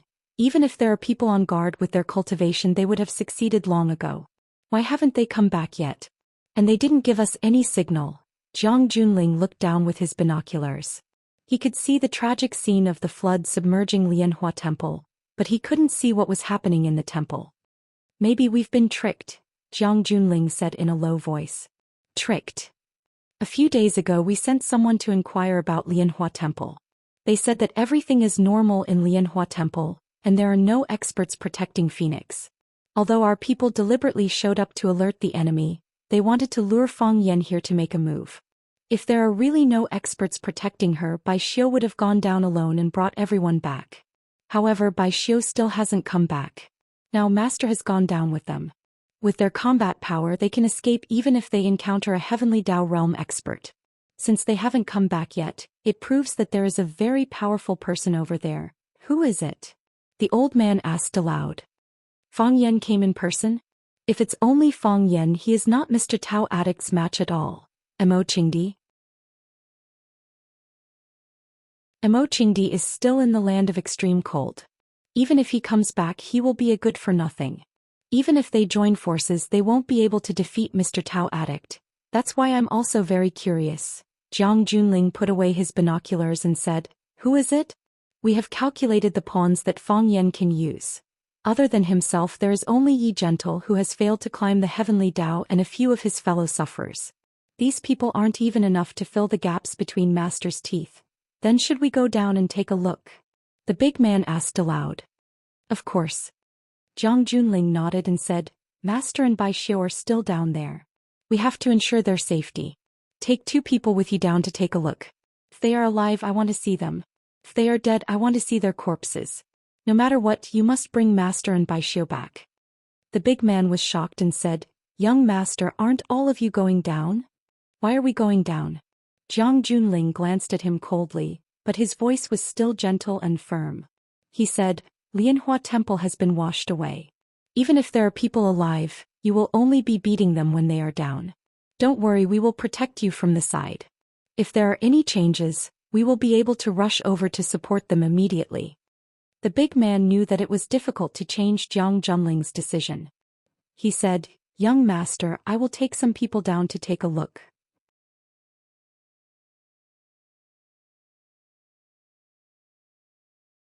Chapter 759. Fang Yan put the drenched middle-aged nun on a flat big stone and gently patted her abdomen to make her spit out all the dirty water she drank. Then he said to Bailey Lu, who was also holding a nun behind him, "Bailey Lu, put the nun down and take a rest. I'll save the rest. Your injury hasn't healed yet. You can't soak in the water anymore." "I'm fine." Bailey Lu wiped the water droplets off his face and said, "It's more important to save people. I won't die." Yi Ro stood by the big stone and was treating the nuns who had been fished out of the flood. Hearing Fang Yan's words, Yi Ro stood up and said, "You guys stay here. I'll go save people." "No need." Fang Yan grabbed Yi Ro and said, "Your kung fu is the best. You must stay and protect them. What if another Song Zaniang comes? What if Jiang Junling comes with people?" Fang Yan's worry was not unreasonable. The flood came suddenly and inexplicably. Fang Yan had walked upstream. Although he knew there was a waterfall above, the waterfall's head was very small. When it fell into the stream below, it immediately disintegrated. Like today, he suddenly turned into a scourge. This was something that had never happened before.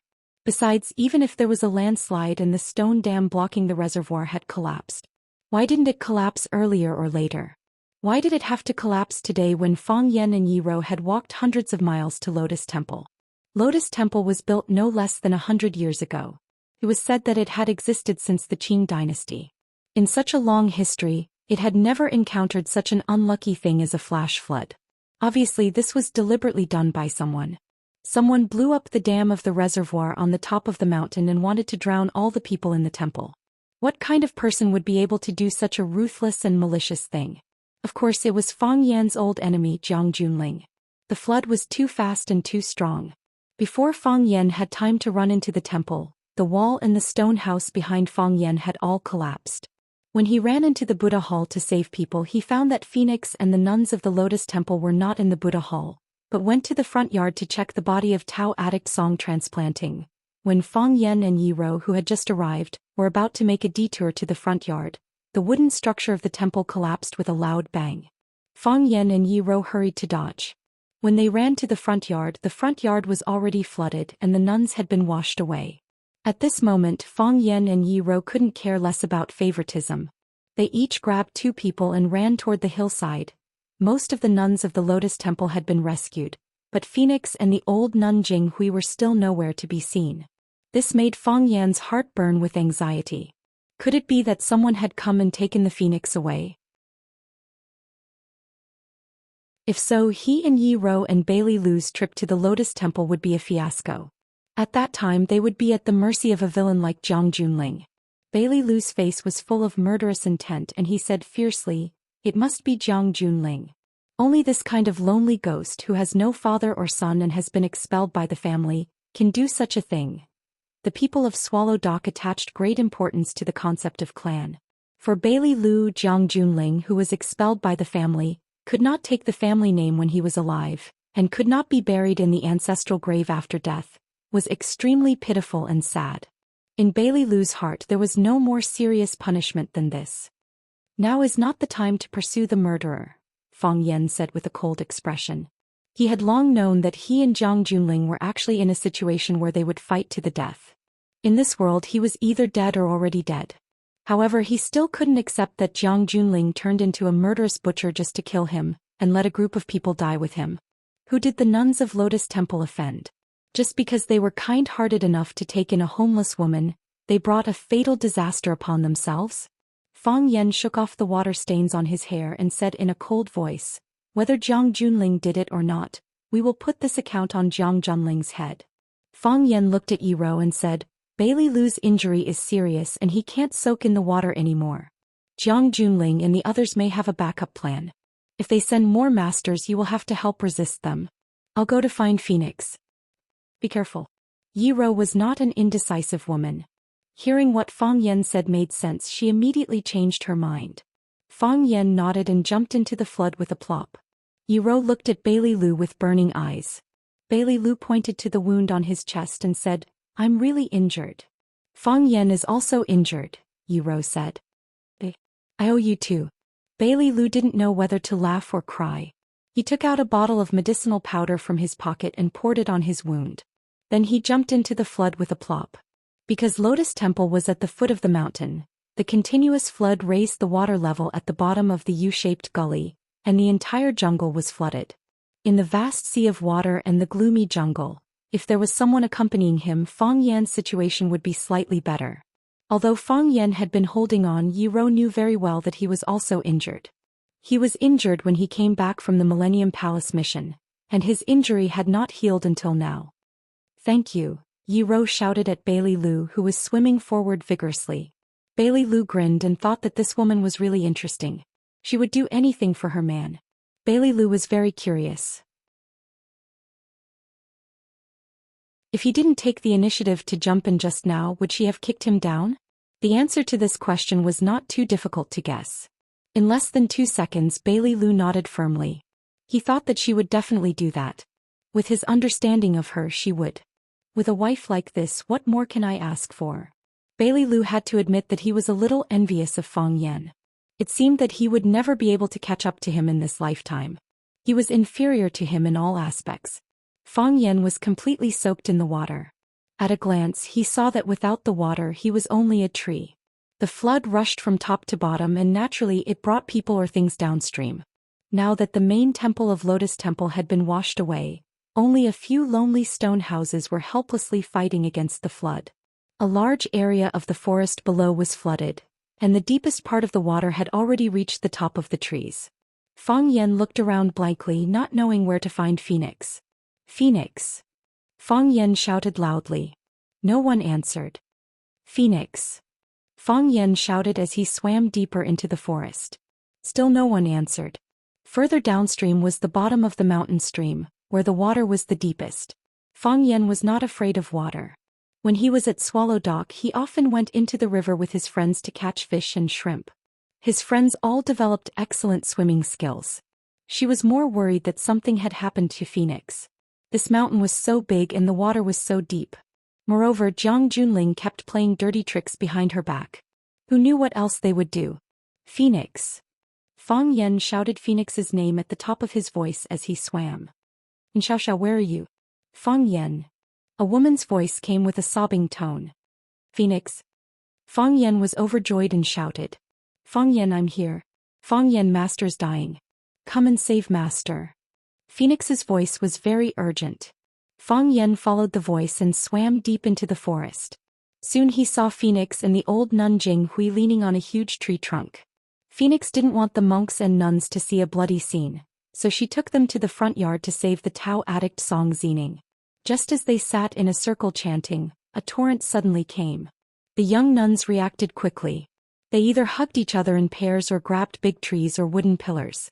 More people were washed downstream by the flood. The old nun Jing Hui was old and weak, so her reaction was slow. She was the first victim washed away by the flood. Phoenix saw the old nun Jing Hui being carried away by the flood. She shouted and hurried to the old nun Jing Hui. She finally caught Master Jing Hui, but it was difficult to resist the force of the flood. The two of them hugged each other and were brought deep into the forest. The old nun Jinghui was weak. She couldn't bear being soaked and rolling in the flood. When she slid down, her forehead hit a stone. Now her head was bleeding and she was dying. Phoenix held the old nun Jinghui's body and shouted to Fang Yan, "Fang Yan, come and save Master. Master is hurt. I beg you please save her." Fang Yan sped up and swam to Phoenix's side. Seeing that Phoenix's mental state was still good, he was relieved. Then he reached out to check the old nun Jinghui's pulse. Her pulse was weak and it had been a long time. Her vital signs were gradually fading. Fang Yan shook his head at Phoenix. The old nun Jinghui couldn't be saved. She was already exhausted and now she encountered such a disaster. This day had just come ahead of time. Woo! Phoenix covered her mouth and cried bitterly. Although the old nun Jinghui had been unwilling to shave her hair and head, she had long regarded her as her master in her heart. When Phoenix moved into the Lotus Temple, she was in despair and had lost confidence in everything in the world. At that time she had no family, relatives or friends around her. The only people who accompanied her were the old nun Jinghui and a group of friends from the Lotus Temple. After spending a few months together, they became her family and the group of people she cared about the most in her heart. She got quiet and peace here as well as the care and love that she had lost and regained. Hearing Fang Yan say that the old nun Jinghui couldn't be saved, Phoenix was heartbroken. Another close family member was going to leave. Hearing Phoenix's cry, the old nun Jinghui opened her eyes. She wanted to reach out to help Phoenix wipe her tears, but she couldn't lift her hand halfway. She looked at Phoenix with a smile and said with a loving face, "Silly child, I knew this day would come. I didn't tell you because I didn't want you to be sad. Master, I originally wanted to send you out and leave after you come out of the mountain. Now it seems that I can't wait anymore. Go back. Go back." The old nun Jinghui held Fang Yan's hand tightly and said, "Do you know what I regret the most in my life?" Fang Yan shook his head and said, "I don't know. The thing I regret the most is that I didn't forgive that man." The old nun Jinghui said in a soft but sorrowful voice, "I didn't eat meat and prayed to the Buddha for decades, but my heart was unsettled all my life." With a kind and compassionate smile on her face, the old nun Jinghui slowly closed her eyes. All virtues were complete and all evils were extinguished. Master Jinghui passed away.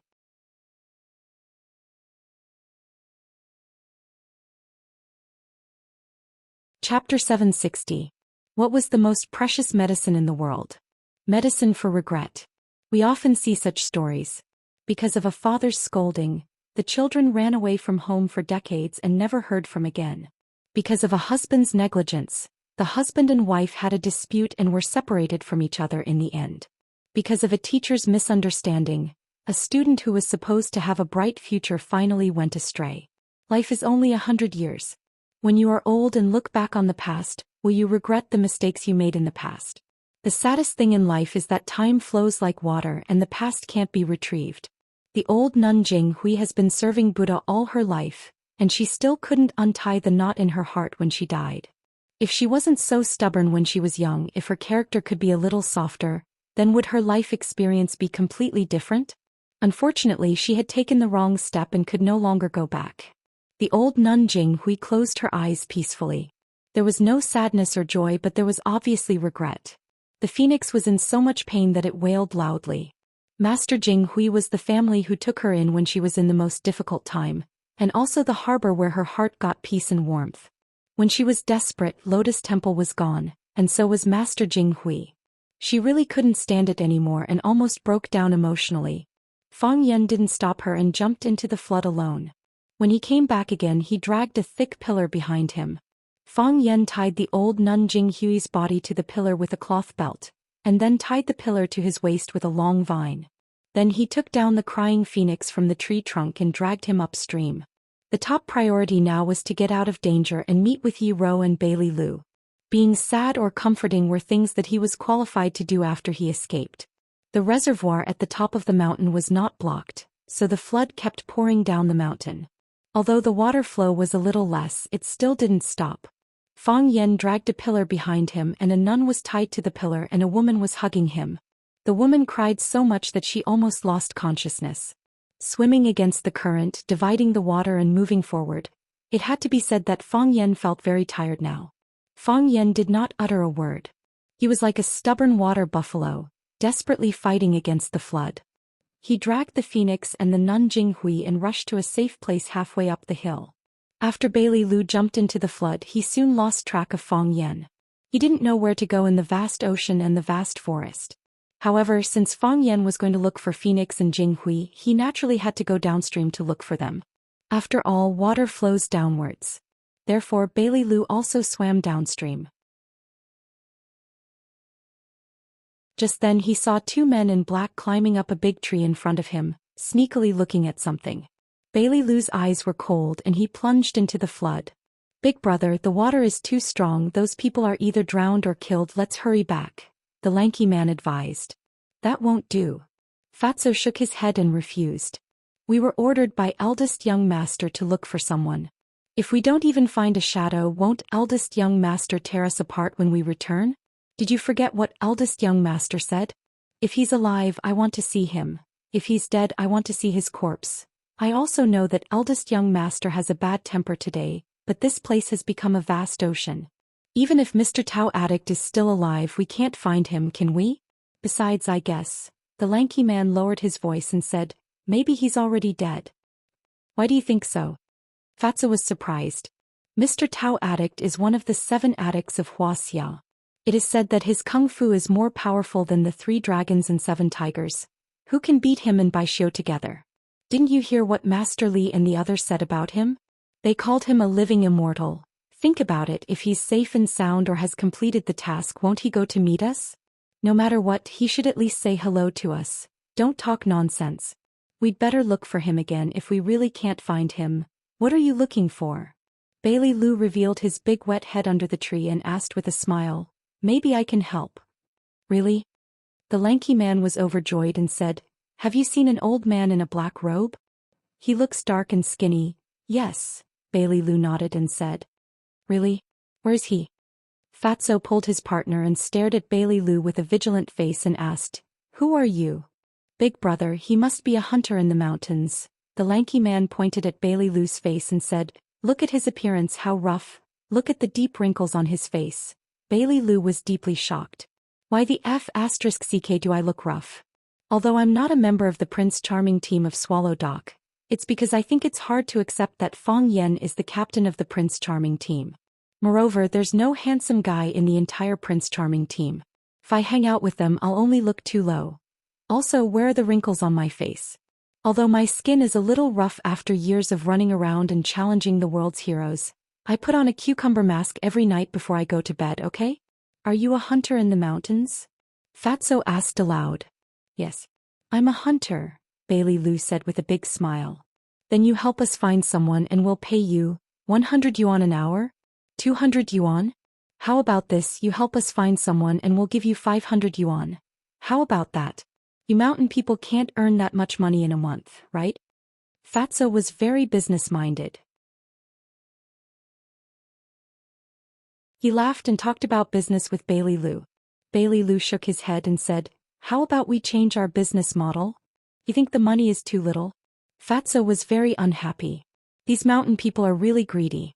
No wonder people say that barren mountains and unruly rivers produce unruly people. "It's a little," Bailey Lu said with a smile. "My offer is much more generous than yours. Tell me, how much do you want?" "You help me find someone," Bailey Lu said with a serious face. "As long as you help me find someone, I'll give you 2 lives. Look, isn't my asking price a lot more generous? Who are you looking for?" "Jiang Junling." "Whose life are you going to give?" "Both of your lives," Bailey Lu said. Fatso put his hand into his pocket, took out a pistol and shot at Bailey Lu, who was in the flood. The skinny man held a military knife in his hand. He jumped down from the tree and stabbed at Bailey Lu's head. Bailey Lu's body sank and disappeared into the flood. Ripples spread out on the surface of the water. "Master, we found a body and we've sent people to retrieve it." A man in black ran to Jiang Junling's side and reported in a low voice. Jiang Junling was a little interested and said, "Let's take a look." So he brought a large group of people to the edge of the water and saw 2 men in black jump into the flood. They dragged a body from the water far away and swam toward them. Pooh! The two men in black put the body on the river and carefully stepped aside. When the others saw the body, they all held their breath and stood there quietly. Jiang Junling looked at the body on the ground, squatted down and searched his body. He said, "He was killed by a gun. There are 6 holes in his body and a total of 6 bullets were used." "Master, please restrain your grief," a white-haired old man said aloud. Jiang Junling nodded and said, "I'm not sad. This was originally expected. According to Master's character, if everything went well, he would have come back to meet us long ago. The reason why he hasn't come back is that he has encountered some bad things. Mr. Tao Addict's kung fu is excellent." "Who killed him?" "It doesn't matter who killed him," Jiang Junling said calmly. "In the end, I will only put this on Fang Yan's head, as long as there is a creditor. I also like such a creditor. But he owes me too much. How will he repay me in the future?" "Master, Mr. Tao Addict has already left.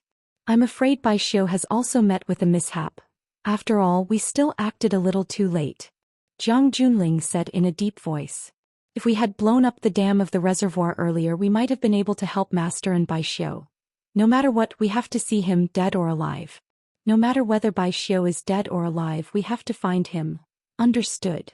Someone beside him responded. "We will increase the manpower to search." "No need."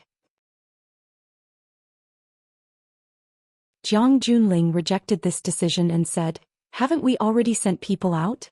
I believe they can bring him back." Jiang Junling looked at Song Zanyang's pale body in the flood and said, "Master, you must feel very wronged in your heart, right? A Tao addict, a genius in martial arts, was killed by a pistol in the end. The only person who could do such a thing was probably Fang Yan, who was cruel and merciless, who had no bottom line. He deliberately shot you with a gun in order to humiliate you before you died. He is really an opponent with a strong character. I have searched your body. There are 6 holes in your body. Fang Yan used 6 bullets. I counted several times. The reason why I counted so clearly was that I was going to make 6 holes in his body and use 6 bullets. I even remember the position of each bullet clearly. Fang Yan is also a master in Jianghu. I think when he was shot alive, he should be able to understand how you feel at this moment, right?" Jiang Junling took out a handkerchief from his pocket, wiped the tears from the corners of his eyes and said in a deep voice, "Master, take care, let's go back." When a great man passed away, everyone was heartbroken. In the end, they left Song Zanyang's body on the shore and ran away.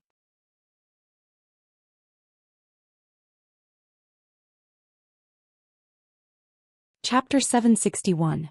The one with a gun was killed by a gun and the one with a knife was held hostage by a knife. Fatso wanted to shoot Bailey Lu with a gun, but Bailey Lu knocked him down from behind. After falling into the water, his gun was taken away and his chest was shot by a bullet. The tall and thin man stabbed at Bai Lilu's head with a bayonet. As a result, after the attack failed, he was pressed into the water by Bai Lilu. He was suffocated to death. After being dragged out, he automatically became Bai Lilu's captive.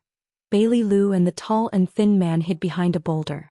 The tall and thin man pointed to a dense forest in front of them and said, "Master, Jiang Junling is hiding there. We can't get any closer. They have binoculars in their hands. It's easy to find us." Bailey Lu nodded and asked, "How many people are there?" "There are about a dozen people now." "How many masters are there?" "I think everyone is very powerful." "That's because you are too useless," Bailey Lu said with a sneer.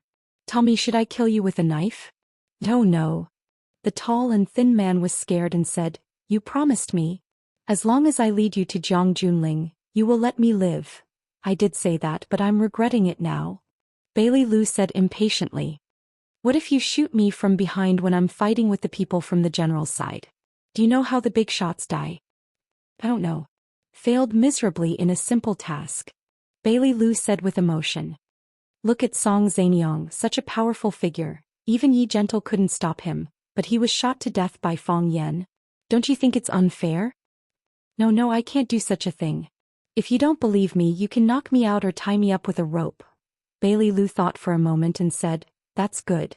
So Bailey Lu chopped the back of the tall and thin man's neck with his hand. The tall and thin man's eyes darkened, and then he fell into the flood. Bailey Lu lifted his body out of the flood and threw him on the corner of the boulder. In this way he would not fall into the water and drown. Bailey Lu looked in the direction of the dense forest and then buried his head in the deep water. The water rippled and he had already dashed several meters away. By the time they climbed ashore 100 miles, Jiang Junling and the others had already fled a long time ago. Song Transplanting's body was left on the shore. Because of the hot weather there were already flies flying around. Bailey Lu sighed and thought that the Tao addict of Huaxia's 7 addicts had such an ending. It was really a pity. Jiang Junling was worried that he would be followed, so when he escaped he didn't even care about his master's body. This person's heart was colder and harder than a rock. The degree of ruthlessness was outrageous. In the past he had his own plans.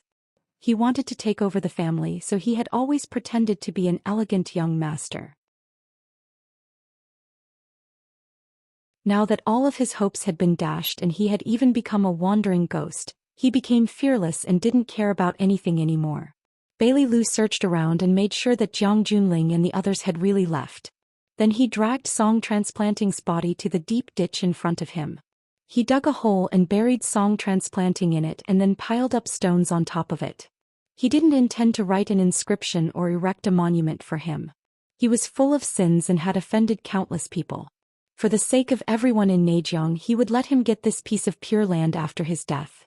Bailey Lu swam to the side of the boulder, patted the tall and thin man awake and said, "Jiang Junling has already escaped." The tall and thin man was shocked and said, "I didn't tell him. I just slept here and didn't move." "I know." Bailey Lu nodded and said, "Come with me." "Where to?" "Go back with me." "You want to take me in?" "Yes." "You're really a good person." "Right." Bailey Lu was a little embarrassed by the boy's praise and said, "You know where Jiang Junling is hiding. You can take us to him." The smile on the tall and thin man's face froze. He felt that the people outside had a bad conscience. When Bailey Lu arrived at the gathering point with the tall and thin man, Fang Yan had just swam back with Phoenix and the nun Jinghui's body. Bailey Lu hurried over to help. He untied the wooden pillar from Fang Yan's waist, and then carried the wooden pillar and the nun Jinghui on it to a dry and flat place.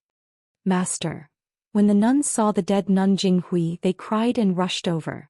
Bailey Lu untied the nun Jinghui from the wooden pillar and then quietly knelt on the side. Although he didn't believe in Buddha, he believed in the power of faith.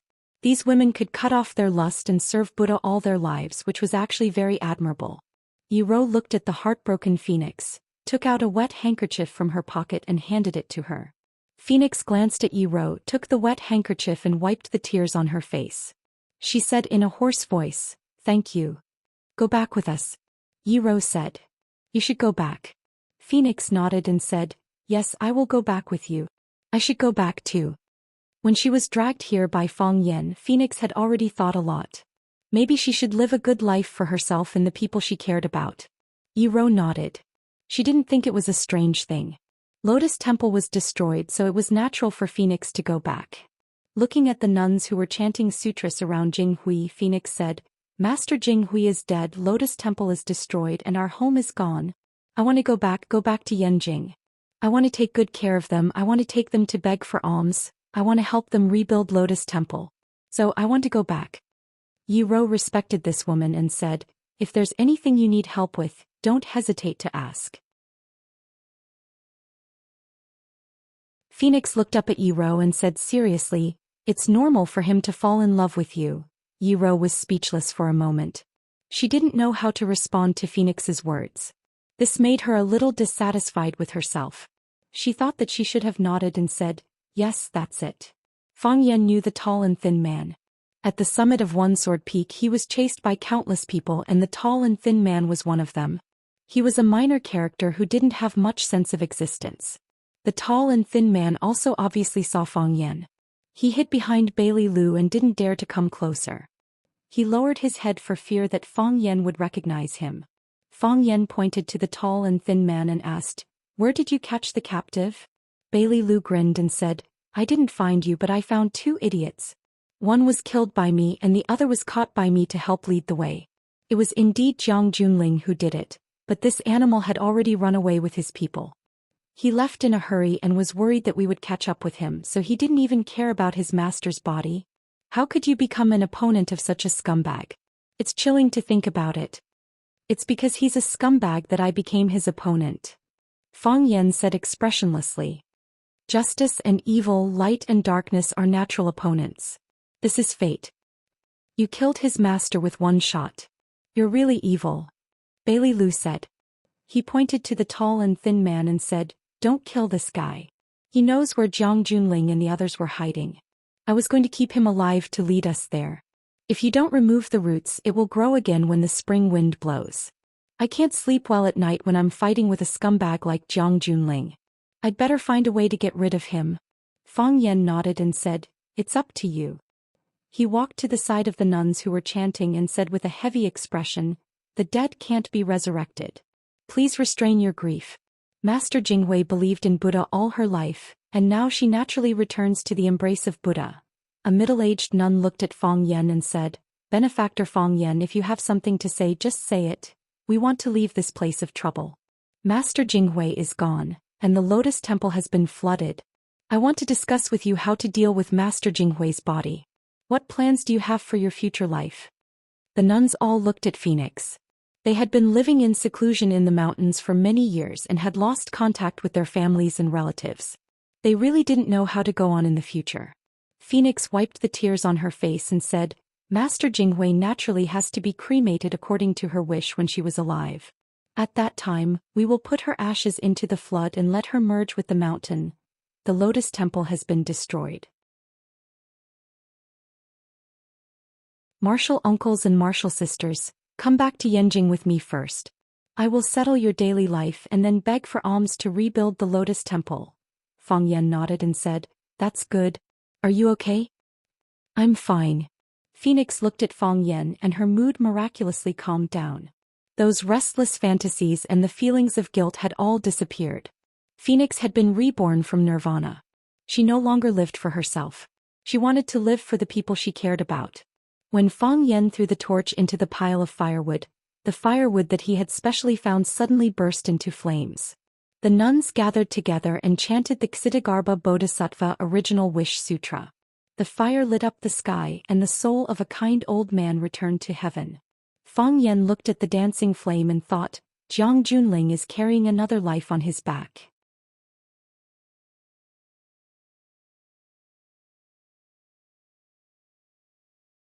Chapter 762. Lu Chaoga had been very busy recently. The smartphone developed by Chaoyan Technology was in full swing. This phone would be equipped with Chaoyan Technology's unique Rubik's Cube energy technology, which would surpass all smartphones on the market by 3 to 5 times in terms of battery life. For example, the battery of an Apple phone could only be used for 1 day, but Chaoyan Technology's solar panel could be used for 3 to 5 days. Would this be an unexpected surprise for those who looked down at their phones all day long? Of course, it was not enough to just have a strong battery life. The counterfeit factory in Shenzhen had long been able to make smartphones that didn't need to be charged for a week or even half a month. But have you heard of their name?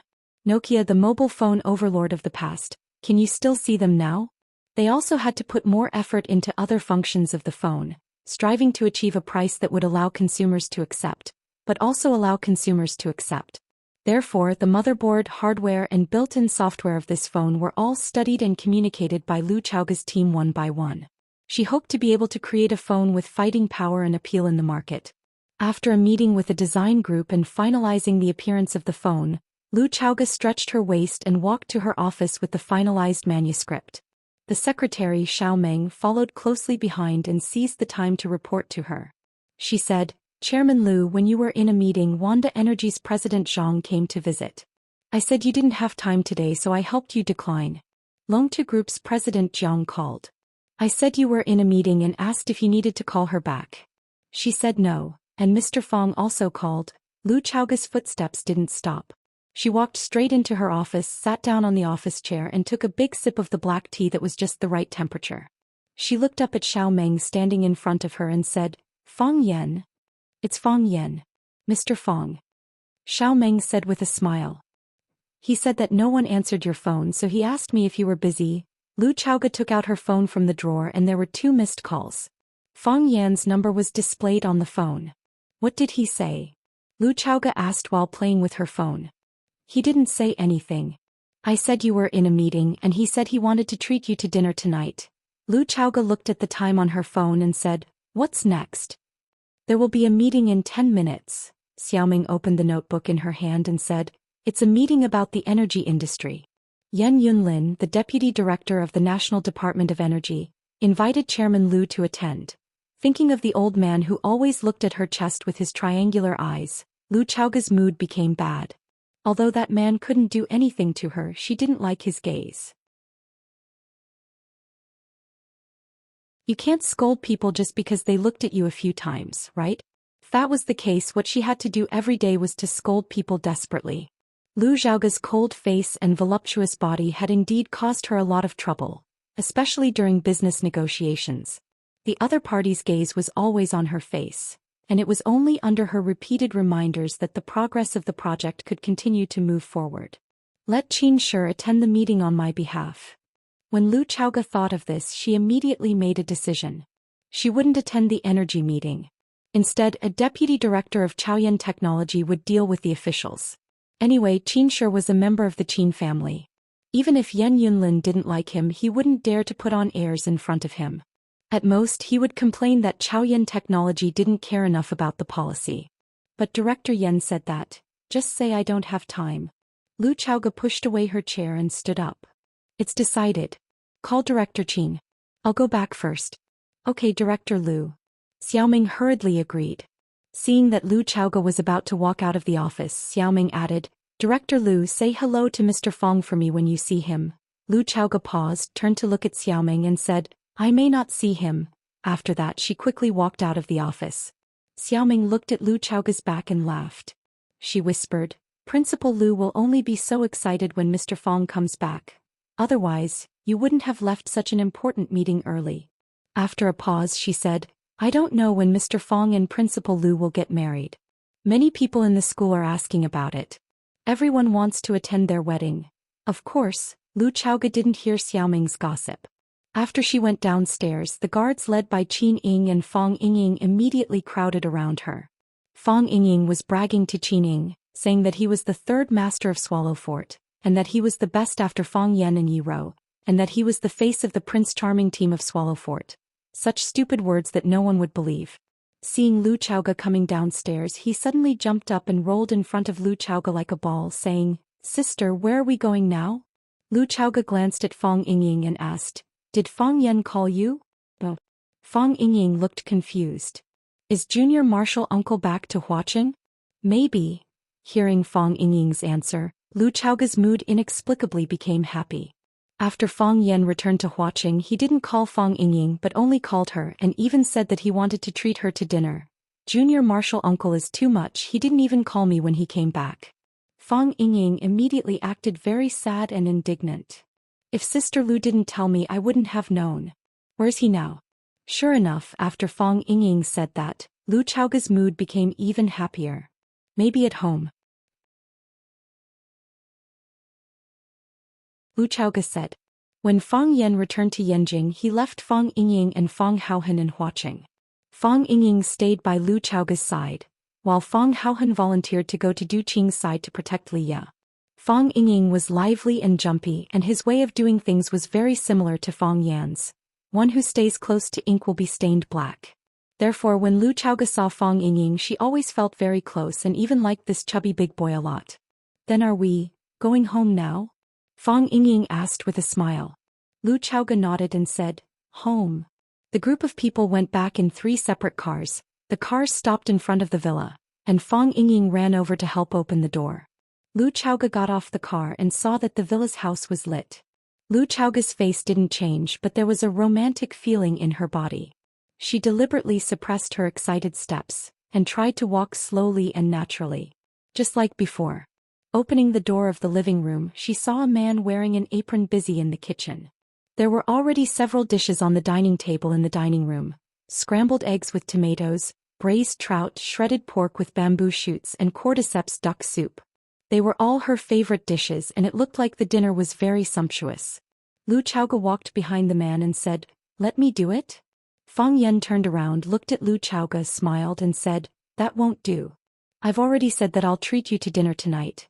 Besides, you work so hard and I get so much money every year, but I idle around all day and do nothing." Isn't it natural to make a meal for you to please our big boss? Lu Chaoga raised the corner of her mouth and said, It's not like you did nothing. If it weren't for you there wouldn't be the current Chaoyan technology. Even if it weren't for me there would still be Chaoyan technology. Fang Yan poured the eggplants into the oil pan, letting them sizzle as they were soaked in the oil.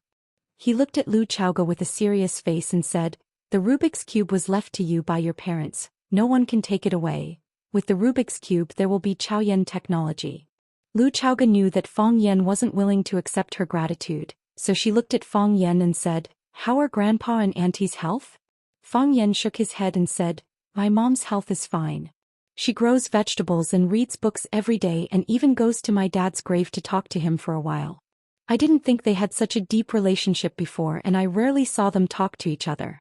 It wasn't until my father passed away that I realized that the feelings of their generation were all hidden in their hearts. Once it's shown it's like a huge flood stunning people. I'm so envious. Lu Chaoga also sighed. She thought to herself, if the feelings of their generation were like this, what about the feelings of our generation? My feelings for you, are they hidden too deeply? So deep that even a smart person like you can't see through them? What's there to be envious about? Fang Yan smiled bitterly. My dad is already gone. The more my mom misses my dad, the harder her life will be. I'm afraid that her body won't be able to take it. Right now, I hope that my mom's feelings for my dad will fade a little so that she can start a new life. You're not a fish, how can you know the happiness of a fish? Lu Chaoga said softly. It seemed like she was explaining something for Fang Yan's mother, but also for herself. Even if that person isn't by your side and you have nothing to rely on in your heart, you have to live with some spirit. At least there's someone in your heart and you're willing to live for him. Fang Yan sighed heavily in his heart, then said with a smile, I might get married.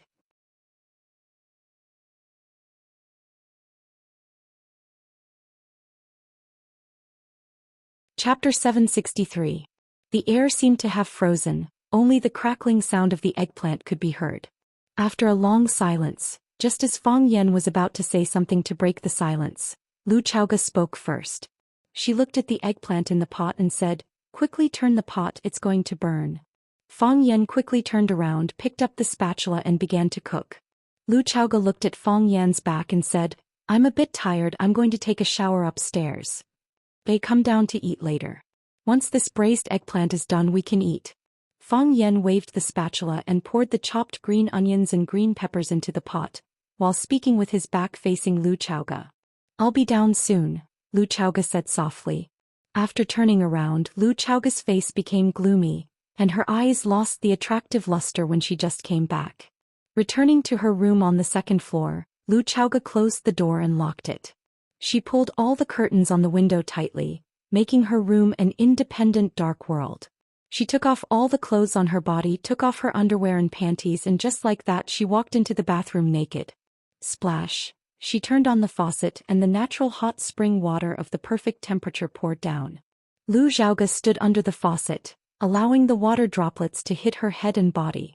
Her skin was so white, her skin was so tender, her chest was so full, her thighs were so full, her body was so perfect, there was no flaw on her body. She must be God's favorite child because when God made her he added 100% beauty and 100% wisdom. However, this didn't make her mood a little better. She felt very depressed, as if there was a big stone pressing down on her. She felt that her heart was very uncomfortable. This kind of uncomfortable was indescribable. When she was still a young girl she was able to face the person who killed her parents every day without revealing any flaws. She was able to manage thousands of students in a school. And she was able to develop an energy company that had been established for less than 5 years into a billion-dollar market. However, she just couldn't handle her feelings well. This was truly torturous. It made people toss and turn, it made people feel pain and entangled. Originally, she thought that her heart was already dead, but since when did she regain a new passion? Perhaps it was from the first day he met Fang Yan. What are you doing? Oh. Let's talk this out. Don't be rash. Even if you're impulsive you can't beat me. Do I look like an idiot? No, you look delicious. It was the first time that the man she hated so much had displayed such amazing talent. That mean, black-bellied, arrogant guy who did not even put her, the vice principal, in his eyes. But he was able to stand up for her when she was in the most dangerous and helpless situation. Everything she had today was given to her by Fang Yan. Without Fang Yan she would have been dead a long time ago. She knew very well that she was no match for Jiang Zhulu and Qiang Long Tan. She knew even more clearly that they were no match for the willow tree and the Lu family behind it. Apart from them, there were other enemies that were eyeing them from behind. They opened their bloody mouths and could pounce on them at any time. Fang Yan said that she had nothing to do and was idle all day. How could it be like this?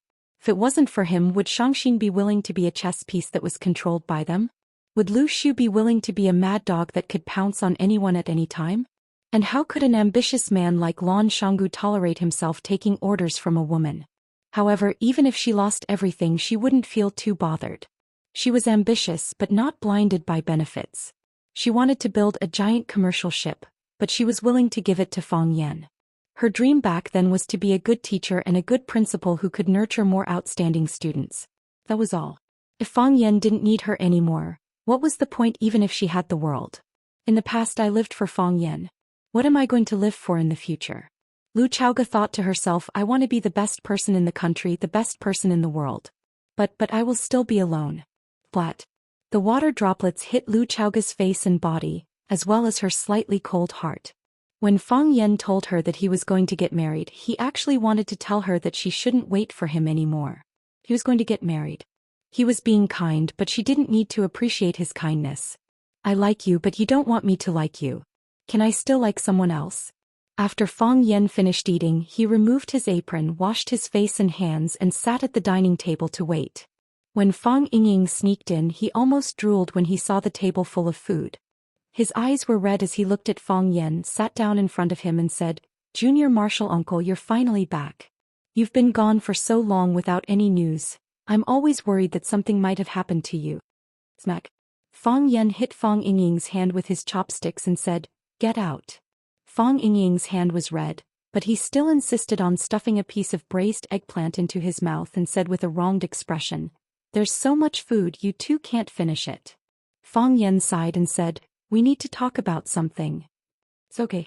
I'll eat, you guys talk, I won't disturb you. Fang Yingying wanted to reach out his hand to grab more food. Seeing Fang Yan looking at him with a playful expression, Fang Yingying felt a bit guilty and pulled his hand back. He said, I'll go out to eat, the food outside is also delicious. After saying that, he lifted his butt and ran out. Fang Yan sighed and waited for Lu Chaoga to finish bathing and go downstairs to eat. Lu Chaoga took a long time to bathe this time. After half an hour she came downstairs to eat in a white set of home clothes. She sat across from Fang Yan and took the initiative to help Fang Yan fill a bowl of cordyceps soup. She said, Have a bowl of soup first, it's a southerner's habit. Fang Yan took the bowl of soup and took a sip. He said, It's rare to have such an authentic soup when I go back. Fang Yan's mother was a southerner, so she was good at making soup. Fang Yan's cooking skills were learned from his mother. However, he didn't have many meals at home since he went back to Beijing, so he didn't have many opportunities to drink authentic soup. If you were in Huaqing, I'd make soup for you every day. Lu Chaoga lowered her head to drink the soup and said casually. Fang Yan squinted his eyes and smiled. He said, I'm always busy with all kinds of things. It's not easy to stay in one place for a period of time. If you were in Huaqing, I'd make soup for you every day. Lu Chaoga repeated. Although the words used in the two sentences were similar, the meaning expressed was very different. Fang Yan nodded and lowered his head to drink the soup. Our phone is almost ready. This is Chao Yan's first phone. Recently the people in the company have been giving this phone a name. Some say Hunyao, some say Chao Yan, some say Taiyang, and some other weird names. Do you have any suggestions? This. Fang Yan put down his chopsticks and thought for a while. He said, I can't think of a better name in such a short time. You're better at this kind of thing, so I'll let you decide. The model of the phone has been decided. I'll get someone to bring the prototype to you after the assembly is complete. Okay. I'll try it first. Chao Yan's other businesses are developing well, and the supply of energy products is not meeting the demand. Lanshan Valley and Willow are taking in more and more goods. Will it be dangerous? Don't doubt the people you use and don't use the people you doubt. Fang Yan said with a smile. Let them be the vanguard. Anyway, the technology is in our hands. It's just that we have to give priority to the Qin family. After all, the Qin family is our major shareholder. I think so too, Lu Chaoge said. Jiang Shangxin is very interested in controlling the Longtu group. She has also shown the wisdom and ruthlessness that a member of the Jiang family should have. Fang Yan nodded and said, when the Jiang family rejects her, we'll use her. When the Jiang family accepts her, we'll replace her. I believe that you'll be able to control the degree. Do you think she can still return to the Jiang family? The Jiang family. Fang Yan thought for a while and said, I don't dare to say for others. If the old fellow from the Jiang family personally talks to her and treats her to a bowl of dumplings that he made himself, maybe she'll change her mind? After all, her surname is also Jiang. But her father, that was done by Qiang Longtan and Jiang Zhulu. Her hatred might have been exhausted by the Jiang family. You don't trust her? Fang Yan looked at Lu Chaoge, who was sitting opposite him, and said, apart from you, it's very hard for me to trust anyone else. Lu Chaoge lowered her head and finished the soup in her bowl. She wiped the corners of her lips with a napkin and looked at Fang Yan, who was sitting opposite her. With an extremely sincere and serious tone, she said, me too. We trust each other. Fang Yan said with a smile. You should drink some wine. No, I'm different from you. Lu Chaoge looked at Fang Yan with bright eyes and said. Fang Yan looked into her eyes. He was a little expectant, but more than that, he was afraid. He knew what she wanted to say. He understood this woman. They could even say that they were friends who had gone through life and death together. He saved her life, and she did not hesitate to give him the commercial aircraft carrier that she had painstakingly built. I'm different from you. Lu Chaoge looked at Fang Yan and said. Apart from you, it's very hard for me to fall in love with anyone else.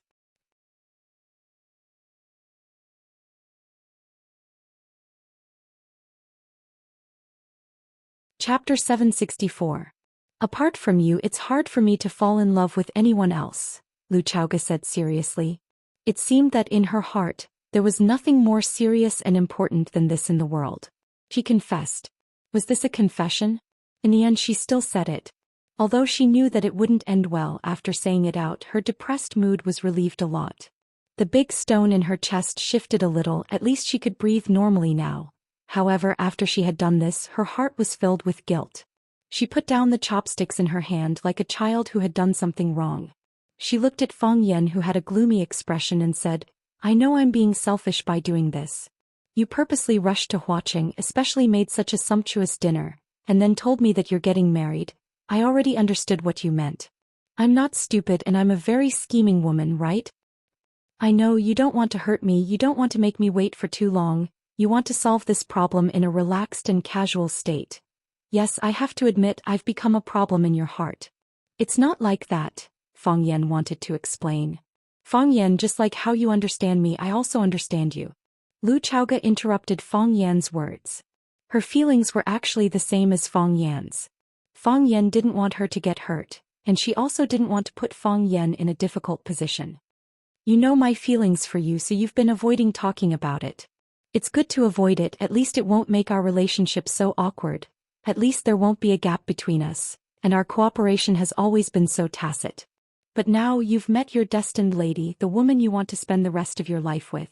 You're getting married, and this is something to be happy about. As your friend and business partner, I should say congratulations.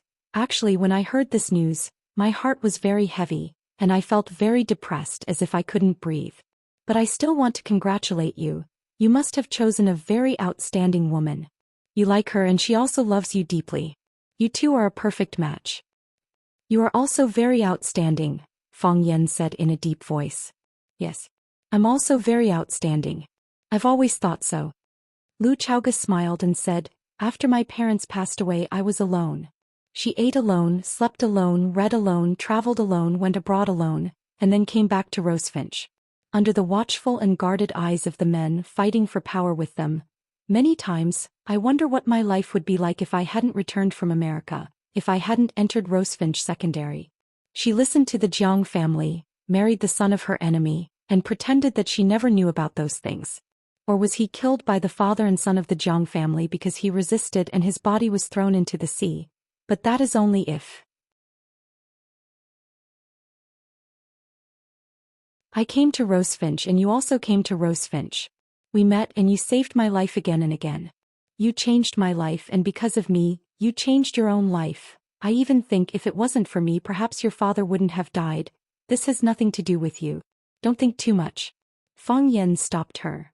Fang Yan, I can't help but think. I know how much trouble I've brought you and I know how many enemies I've brought you. The Rubik's Cube is a devil that tempts people to commit crimes. It makes countless people covet it and it makes them do the craziest and most inhumane things. I can't protect it and it has always been you who has been protecting it. Many people wonder why I said that Chao Yan is your Chao Yan, she should be your Chao Yan. How much you've sacrificed for it and how much effort you've put in. Those people don't know but I remember it in my heart. So, during the 3 years you were gone, no matter how difficult it was, no matter how dangerous it was, I gritted my teeth and persevered. I told myself, Lu Chaoga, you must hold on. They want to defeat you and they want to take away the Rubik's Cube from your hands. This Rubik's Cube is not only the blood and sweat of your parents, but also the blood and sweat of Fang Yan because they've sacrificed too much for it. Before I met you, my biggest dream was to avenge my father. I've been looking for an opportunity to let the father and son of the Jiang family get what they deserve. But I know better than anyone that I'm no match for them. If I show even the slightest flaw, I might be killed by them. Do you know?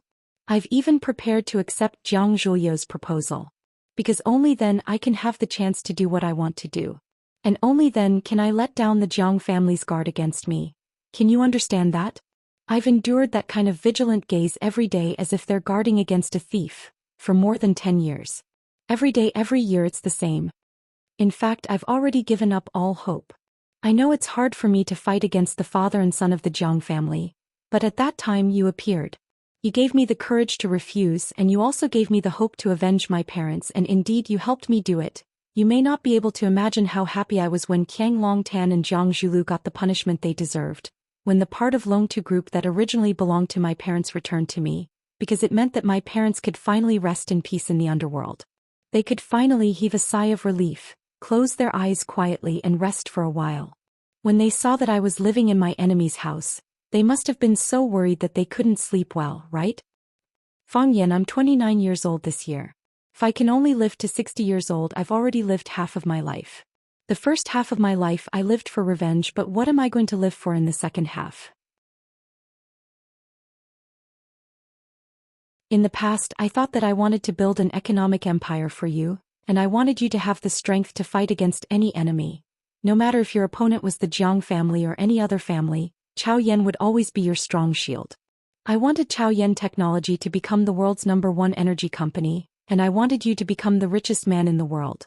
I thought I could do it and I never dared to slack off. Because this is what I promised you, so I must do it. Actually, you don't have to do that. You don't have to work so hard. Lu Chaoga smiled bitterly and shook her head. Fang Yan, apart from this, what else can I do? My parents are gone and my aunt is also gone. I don't have any relatives in this world and even my friends are pitifully few. Tell me, what should I live for? People have to do something when they're alive, right? They have to have some spiritual support, right? Don't worry, I'm not telling you this to make you change your mind. Lu Chaoga had a slight smile on her face as if she was laughing at herself for saying such words and doing such things. When a man told you that he was going to get married, she jumped out and said that she liked him, loved him, sacrificed so much for him and was pitiful and lonely. This kind of behavior was really unforgivable. I've said it before, the woman you choose must be an excellent woman, and it must be the woman you love deeply. No matter what, I still want to say my blessings to you. Fang Yan, I hope you will be happy and blessed. Thank you, Fang Yan said gratefully. But since I said such words and did such things that are hard for people to accept and understand, I still want to ask. I know that if I don't do this, I may not have another chance in the future. Is this the last time I ask you to stay? Or is it an attempt? No matter what, Fang Yan, I want to ask you, do you like me? If it's possible, I think it's good for us to get married. You can focus on what you like to do and you can pursue the martial arts you want. I'll take care of your business, give birth to a few children, clean up your house. We can live here or we can buy a bigger house. I know what kind of food you like to eat, I know what kind of flavors you like, I remember every single one of them. We can live together, not alone.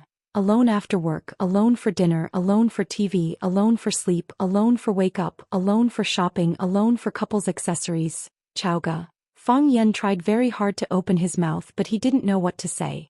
Say okay, let's get married, get off work, eat, watch TV, sleep, get up, go shopping together, buy couples accessories together. Say let's get married, you'll give birth to my children, clean up my house and take care of my life and make me the happiest man in the world. Or say nothing, walk over and hold her tightly in his arms.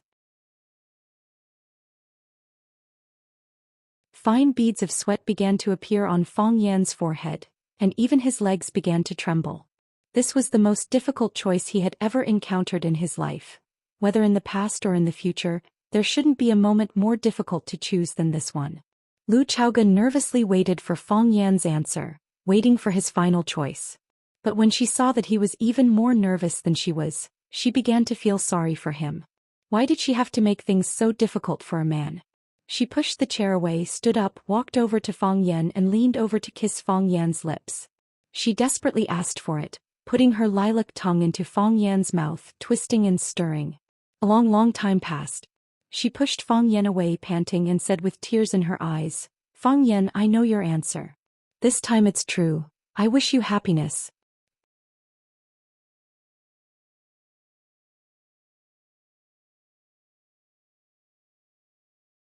Chapter 765. Lu Chaochao had been gone for a long time, but Fang Yan was still sitting at the dining table without moving.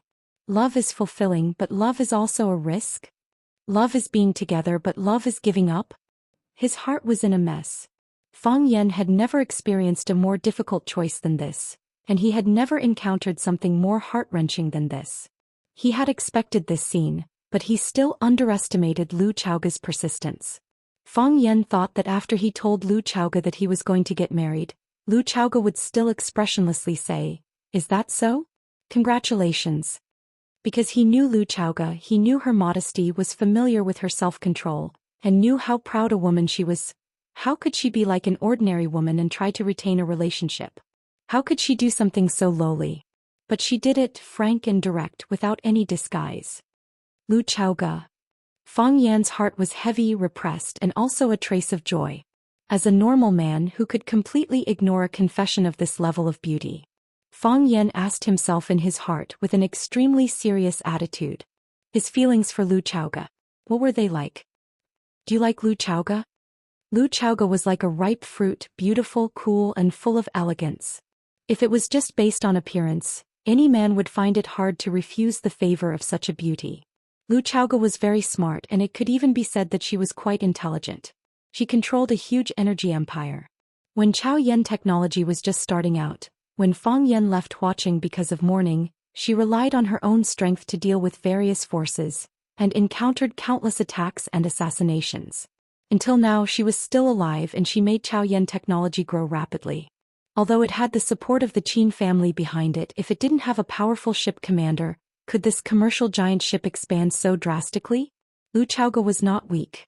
Perhaps in many people's hearts she was known as a schemer. It was also for this reason that he had some conflicts with Fang Yan back then. Fang Yan felt that he was being used, so he rationally distanced himself from the relationship between the two of them, positioning Lu Chaoga as an ordinary friend or business partner. But did he do it? Could he accept Lu Chaoga's selfless sacrifice as a matter of course? Could he take everything she gave him without any scruples? Tangible assets or intangible power? Could he simply and crudely close his eyes and ignore Lu Chaoga, who was living a lonely life? Apart from herself, she had no other relatives in this world. Not even a single friend. If he pushed her away, what would happen to Lu Chaoga in the future? Could she still live as usual? Could she still live? The sweat on Fang Yan's forehead increased and became denser. He clenched and unclenched his fists, loosened and clenched them again. He couldn't do it. Fang Yan couldn't take it for granted, couldn't be unscrupulous, couldn't be simple and crude, and couldn't let Lu Chaoga live alone, like an orphan. Whoosh. Fang Yan suddenly pushed the chair away and stood up. He strode toward the stairs, his speed getting faster and faster. He rushed to the second floor and rushed to the door of Lu Chaoga's room. Bang bang bang. Fang Yan knocked hard on the door. The door was closed and no one answered. Lu Chaoga, open the door. Open the door. The door was still closed and the person inside seemed to have disappeared. Wuxiaoge, open the door for me. If you don't open the door, I'll hit the door. As Fang Yan spoke, his body slammed heavily against the door. Fang Yan was an expert in the martial arts world. Although the heart of Tai Chi had disappeared, he was still an expert. Under his heavy impact, even though the door of the villa was made of solid wood, it couldn't withstand it. Gotcha. The door broke and an irregular hole appeared in the middle. The lock was broken and the door opened. Fang Yan rushed into Lu Chaoge's room and shouted, Lu Chaoge, not in the living room. Not in the bedroom. Not in the balcony. Not in the bathroom. Fang Yan's heart sank. He ran outside and shouted, Lu Chaoge, where are you? Lu Chaoge, come out quickly. He clearly saw her go upstairs, so how did she suddenly disappear? Fang Yan searched all the rooms on the second floor and then ran to the rooftop of the third floor. When he ran to the third floor, Lu Chaoge was standing on the rooftop with her back facing the railing. She looked at the anxious Fang Yan running over. Her shoulders twitched and tears streamed down her face. When I was 5, I liked to play hide and seek with other children. Lu Chaoge's eyes were wet and she said in a choked voice, once I ran to the abandoned laundry box in the attic to hide and my friends couldn't find me. After the sky turned dark, they all went home. I fell asleep in there alone. Lu Xiaoge looked up at the sky, trying her best not to let her tears fall. She tried her best not to let Fang Yan see her crying. Because when she cried, her whole face was red and she felt that she was very, very ugly at that time. Later, I was woken up by my parents' shouts. They called me just like you did just now. They were worried that I would disappear. That was the deepest memory I have of them. After they left, there was no one else. No one was worried that I would suddenly disappear and no one was like you just now looking for me and shouting my name loudly. Lu Chaoge's crying became louder and louder.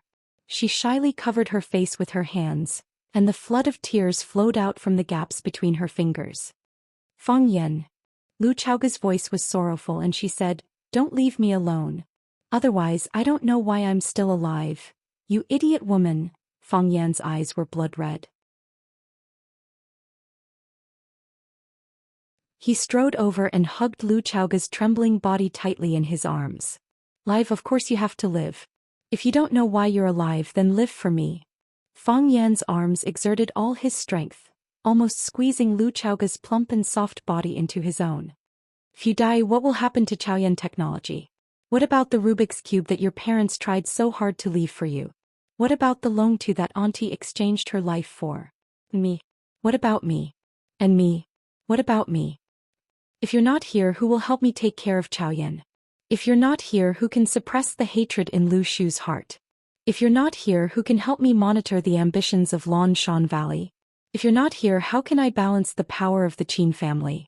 If you're not here, where will I have the capital to fight against a colossus like the general family? Fang Yan, if you're not here, who's going to take care of this villa? If you're not here, who's going to make my favorite food? Who's going to make my favorite cordyceps soup? Fang Yan, kiss me. Lu Chaoge was already out of breath from Fang Yan's embrace, but she still raised her head from Fang Yan's embrace and called out weakly. Fang Yan lowered his head, found Lu Chaoge's lips and kissed her fiercely. Lu Chaoge also responded forcefully. Their tongues stirred with all their might, fighting passionately. It was as if tomorrow was the end of the world. Fang Yan sucked the sweetness from Lu Chaoge's mouth, and his nose smelled her enchanting body fragrance. Her body was so soft, like a ball of cotton candy. Fang Yan's hands wandered around Lu Chaoge's body, stroking her slender waist, and then moved to her plump and perky buttocks. Because he didn't have much experience, and subconsciously felt that this was a very attractive part. So he rubbed it very hard, almost crushing Lu Chaoge's buttocks. Lu Chaoge's body temperature was also rising. She didn't feel any pain at all, she felt like she was about to melt. Her legs had no strength, so she hooked her arms around Fang Yan's neck, letting Fang Yan bear all her weight. Her mouth was still blocked by Fang Yan's and their tongues were entangled. Her breath was heavy, emitting a fragrant smell and seductive moans. The sound was longer and longer, and each time more painful than the last. Was the best aphrodisiac in the world. Because of the excessive passion, the sea of qi in his dantian once again burned. First it was a little bit of starlight, then it became a prairie fire, turning into a vast sea of fire. Fang Yan's face was flushed, his mouth was dry, and he felt like his body was about to explode. He wanted to conquer, he wanted to release, he wanted more softness. Fang Yan suddenly picked up Lu Chaoga's body from the ground, took 2 steps forward, and then pressed her back against the railing on the roof. His hands were no longer satisfied with patrolling her back, he began to attack the front. Rip! He crazily tore the coat on Lu Chaoga's body. The thin fabric was torn to pieces without any resistance. Lu Chaoga's delicate shoulders were exposed, and her snow-white breasts that were bound by her black underwear were also exposed. The black gauze tightly wrapped the 2 softness, and the black ribbon outlined them into the world's most perfect figure. They were high and swollen, proudly displaying their extreme seduction, even if they wanted to reject it. This large mass of snow-white tenderness stimulated Fang Yan's blood. He let out a roar that sounded like a wild beast seeking a mate. The sky was dark. When Wuxia, who had just revealed a corner of her face, saw this scene, she quickly pulled a cloud in front of her to cover her blushing face.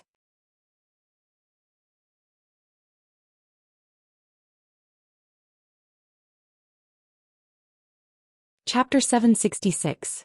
Women often scolded men as animals that thought with their lower bodies.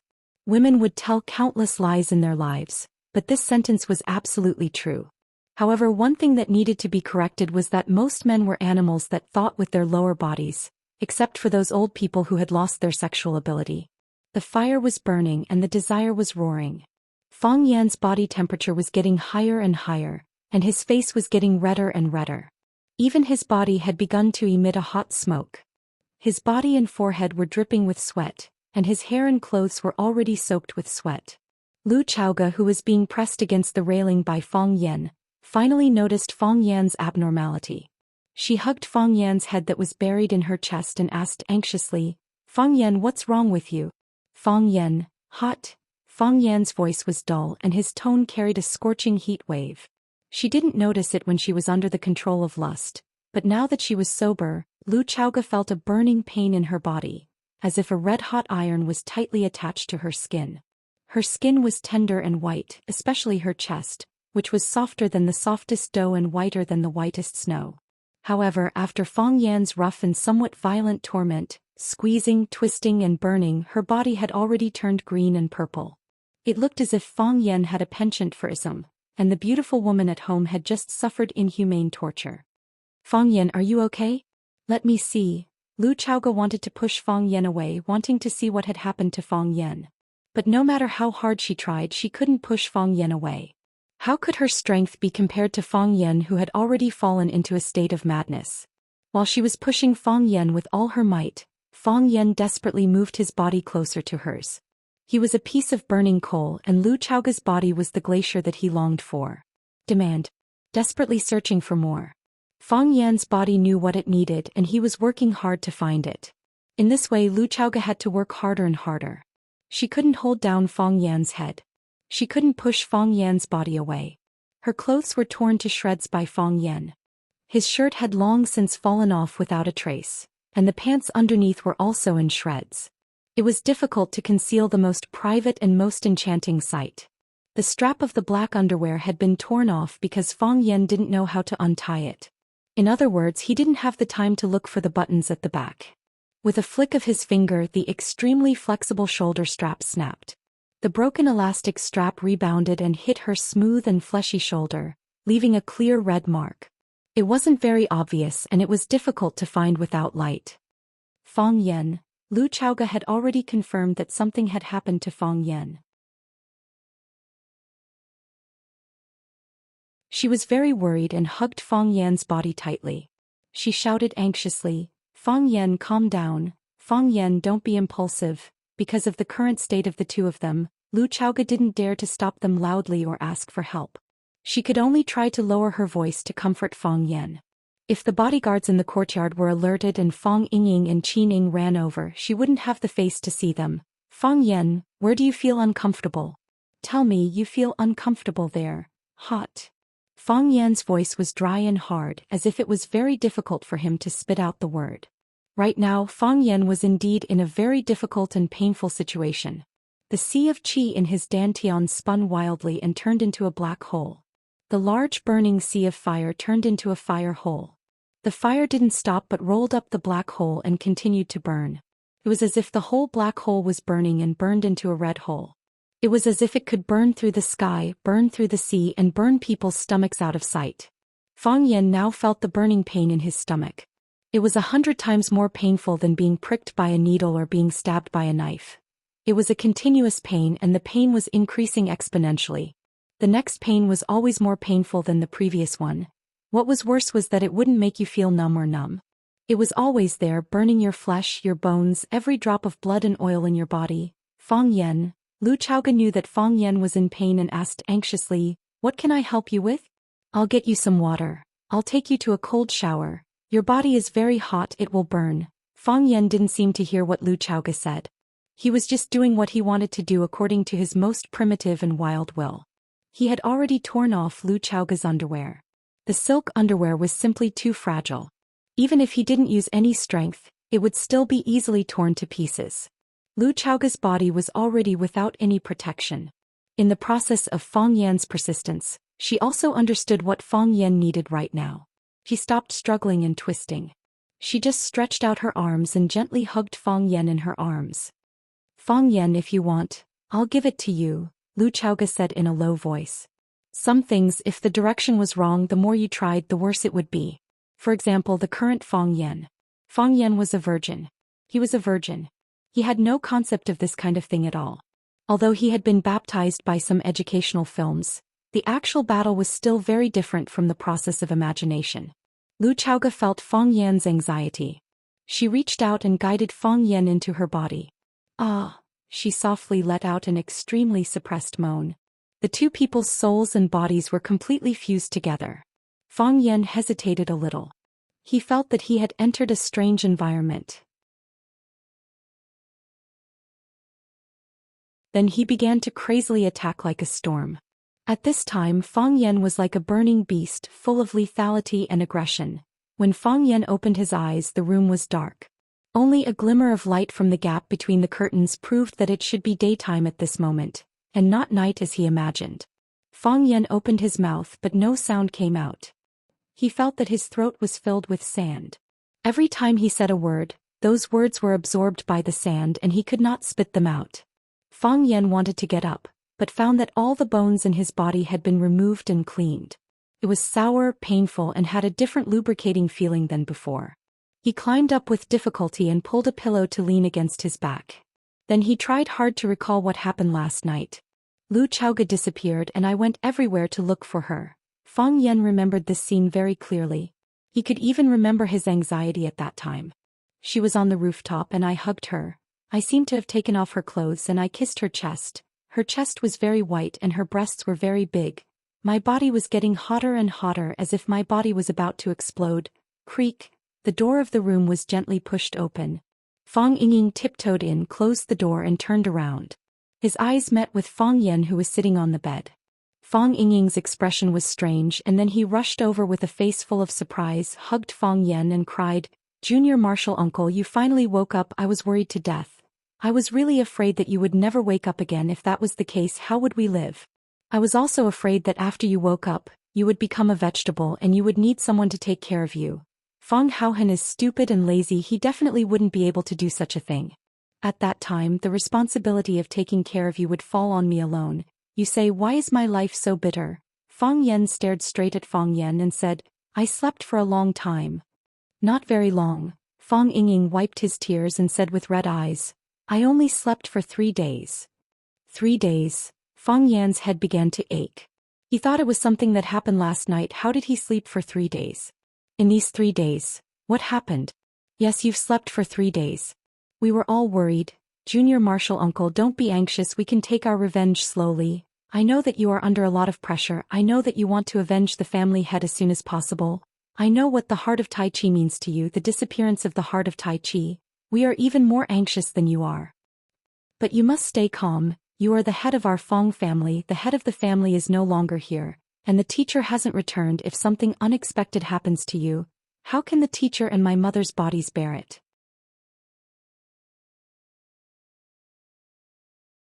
Our whole family, we've all broken up. Without you, would the Fong family still be the Fong family? Fong Yan looked at Fong Yingying with dull eyes and said, "Is my situation very serious?" "Very serious." Fong Yingying nodded very seriously. "When we saw you, you were lying there naked. Look at your eyebrows, your beard. They were all burnt. Your hair was standing up, like a roasted hedgehog. I was really scared at the time. I thought that you had gone mad from practicing.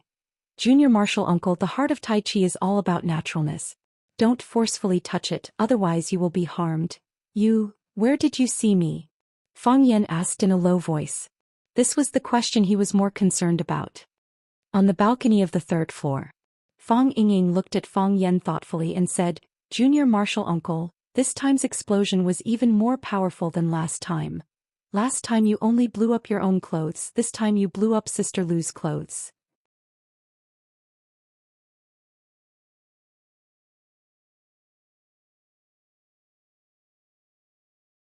Chapter 767. Fong Yingying didn't notice the change in Fong Yan's expression. The more he spoke, the more excited he became. "Junior martial uncle, did you realize something again? Did your heart of Tai Chi come back to life?" "I knew it. Last time it was because of the resonance with Mr. Music Addict's music that your clothes exploded. Is this the same as last time? Where did you and Sister Lu resonate?" After a pause, Fong Yingying looked at Fong Yan with a puzzled expression and said, "Junior martial uncle, why are you looking at me like that? What kind of expression should I look at you with? You just recovered from a serious illness and just woke up. Shouldn't you be very happy and excited to see me, your only family?" "I'm very happy." Fong Yan nodded and said, "Good." Fong Yingying was relieved and continued his path of seeking death. "You haven't answered my question yet. Where did you resonate with Sister Lu? You have to answer this question honestly because I have a bet with Qining." "A bet?" Fong Yan's eyelids drooped and he asked aloud. "Yes, I said that Junior martial uncle must have realized something about life and nature when he was talking with Miss Lu. That's why the sudden explosion happened. Not only did his clothes explode, but Miss Lu, who was standing with you, was also affected." Qining said there was more to this matter. It was definitely not as simple as the heart of Tai Chi coming back to life. I asked him what the secret was, but he couldn't tell me clearly.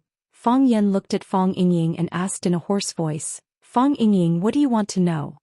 "I don't want to know anything." Fong Yingying's expression stiffened and he said, "Junior martial uncle, you and Miss Lu, are you okay?" Fong Yan was silent. Fong Yingying was a very smart man. He must have guessed something.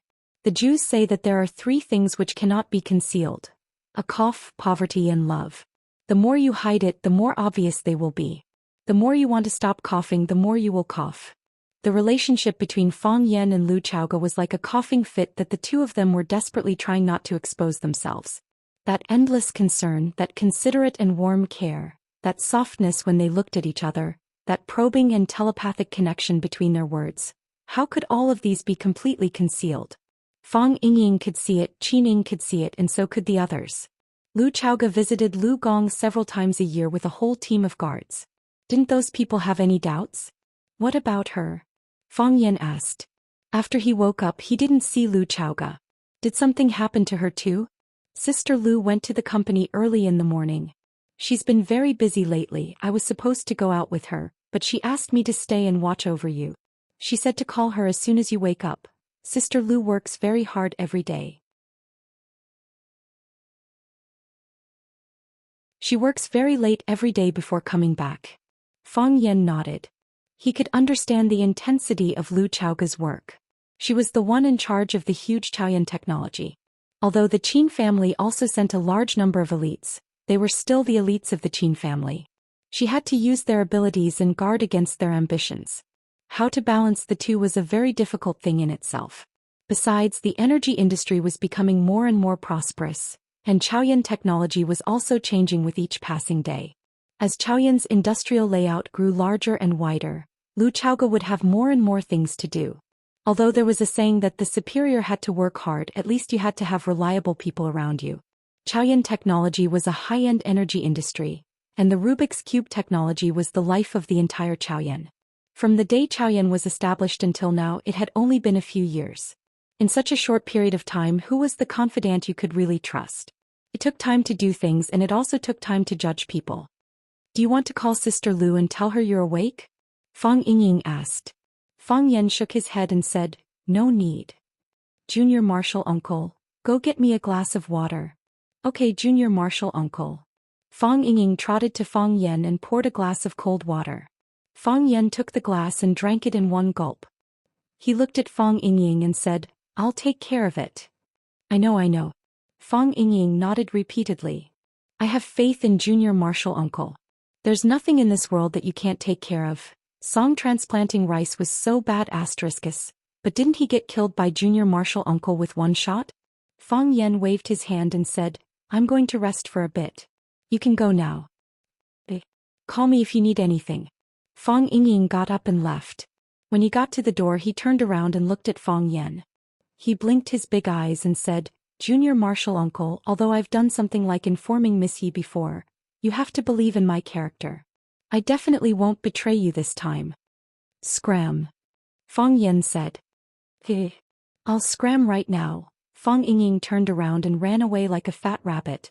Fang Yan put the cup of water on the bedside table and began to think of a solution to this matter. I should talk to her first, Fang Yan thought. When Fang Yan heard the car outside he knew that Lu Chaoge was back. He got up from the bed and peeked through the gap in the curtains. Fang Yingying ran like a lackey to help open the door. Lu Chaoge, who was wearing a silver uniform, came down from the RV. She first stretched out a foot, then her slender, plump and beautiful leg. Her hair draped over her shoulders, and the tail of her long hair formed a phoenix tail shape. Her facial features were delicate and flawless, her skin was as cold as snow, and the tailored uniform cleverly outlined her curvaceous body.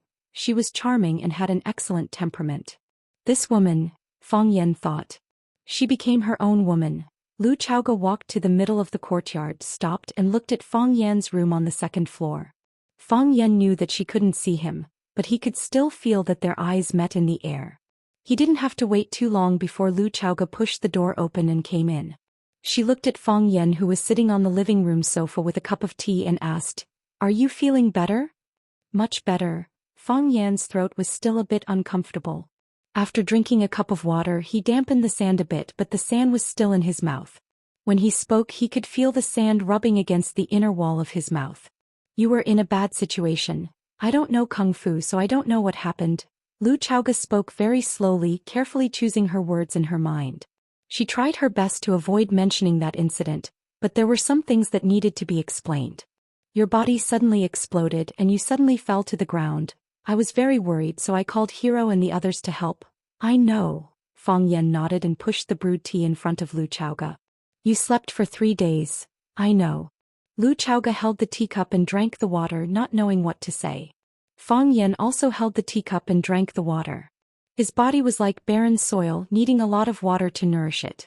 Since he woke up he had drunk 8 cups of water. The two of them didn't say anything and the room was quiet. In the past Fang Yingying and Qin Ying liked to play around in the courtyard, but today they noticed something and also became quiet. The whole world was quiet.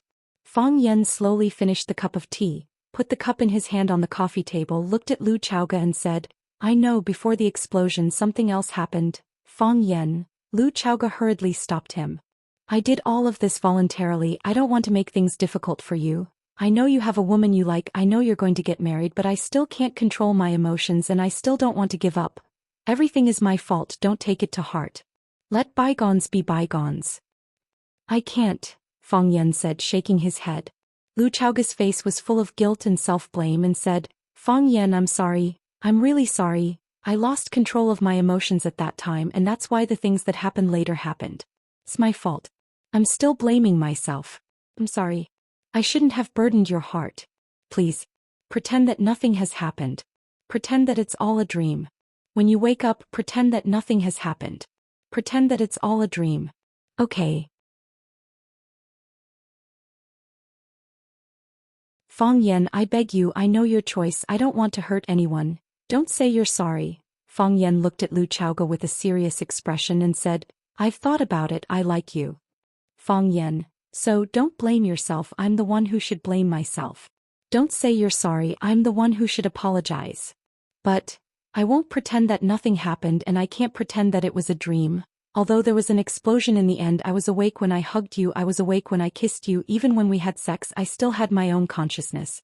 I know what I did and I know why I did it. I won't blame everything on the natural combustion of the heart of Tai Chi, and I can't blame my own selfishness and cowardice. That's not fair to you and it's not fair to me. I like you. Fang Yan looked at Lu Chaoga and said with a serious expression, "From now on, you are my woman." You're tuning in to the Zhou Xian's Legacy YouTube channel.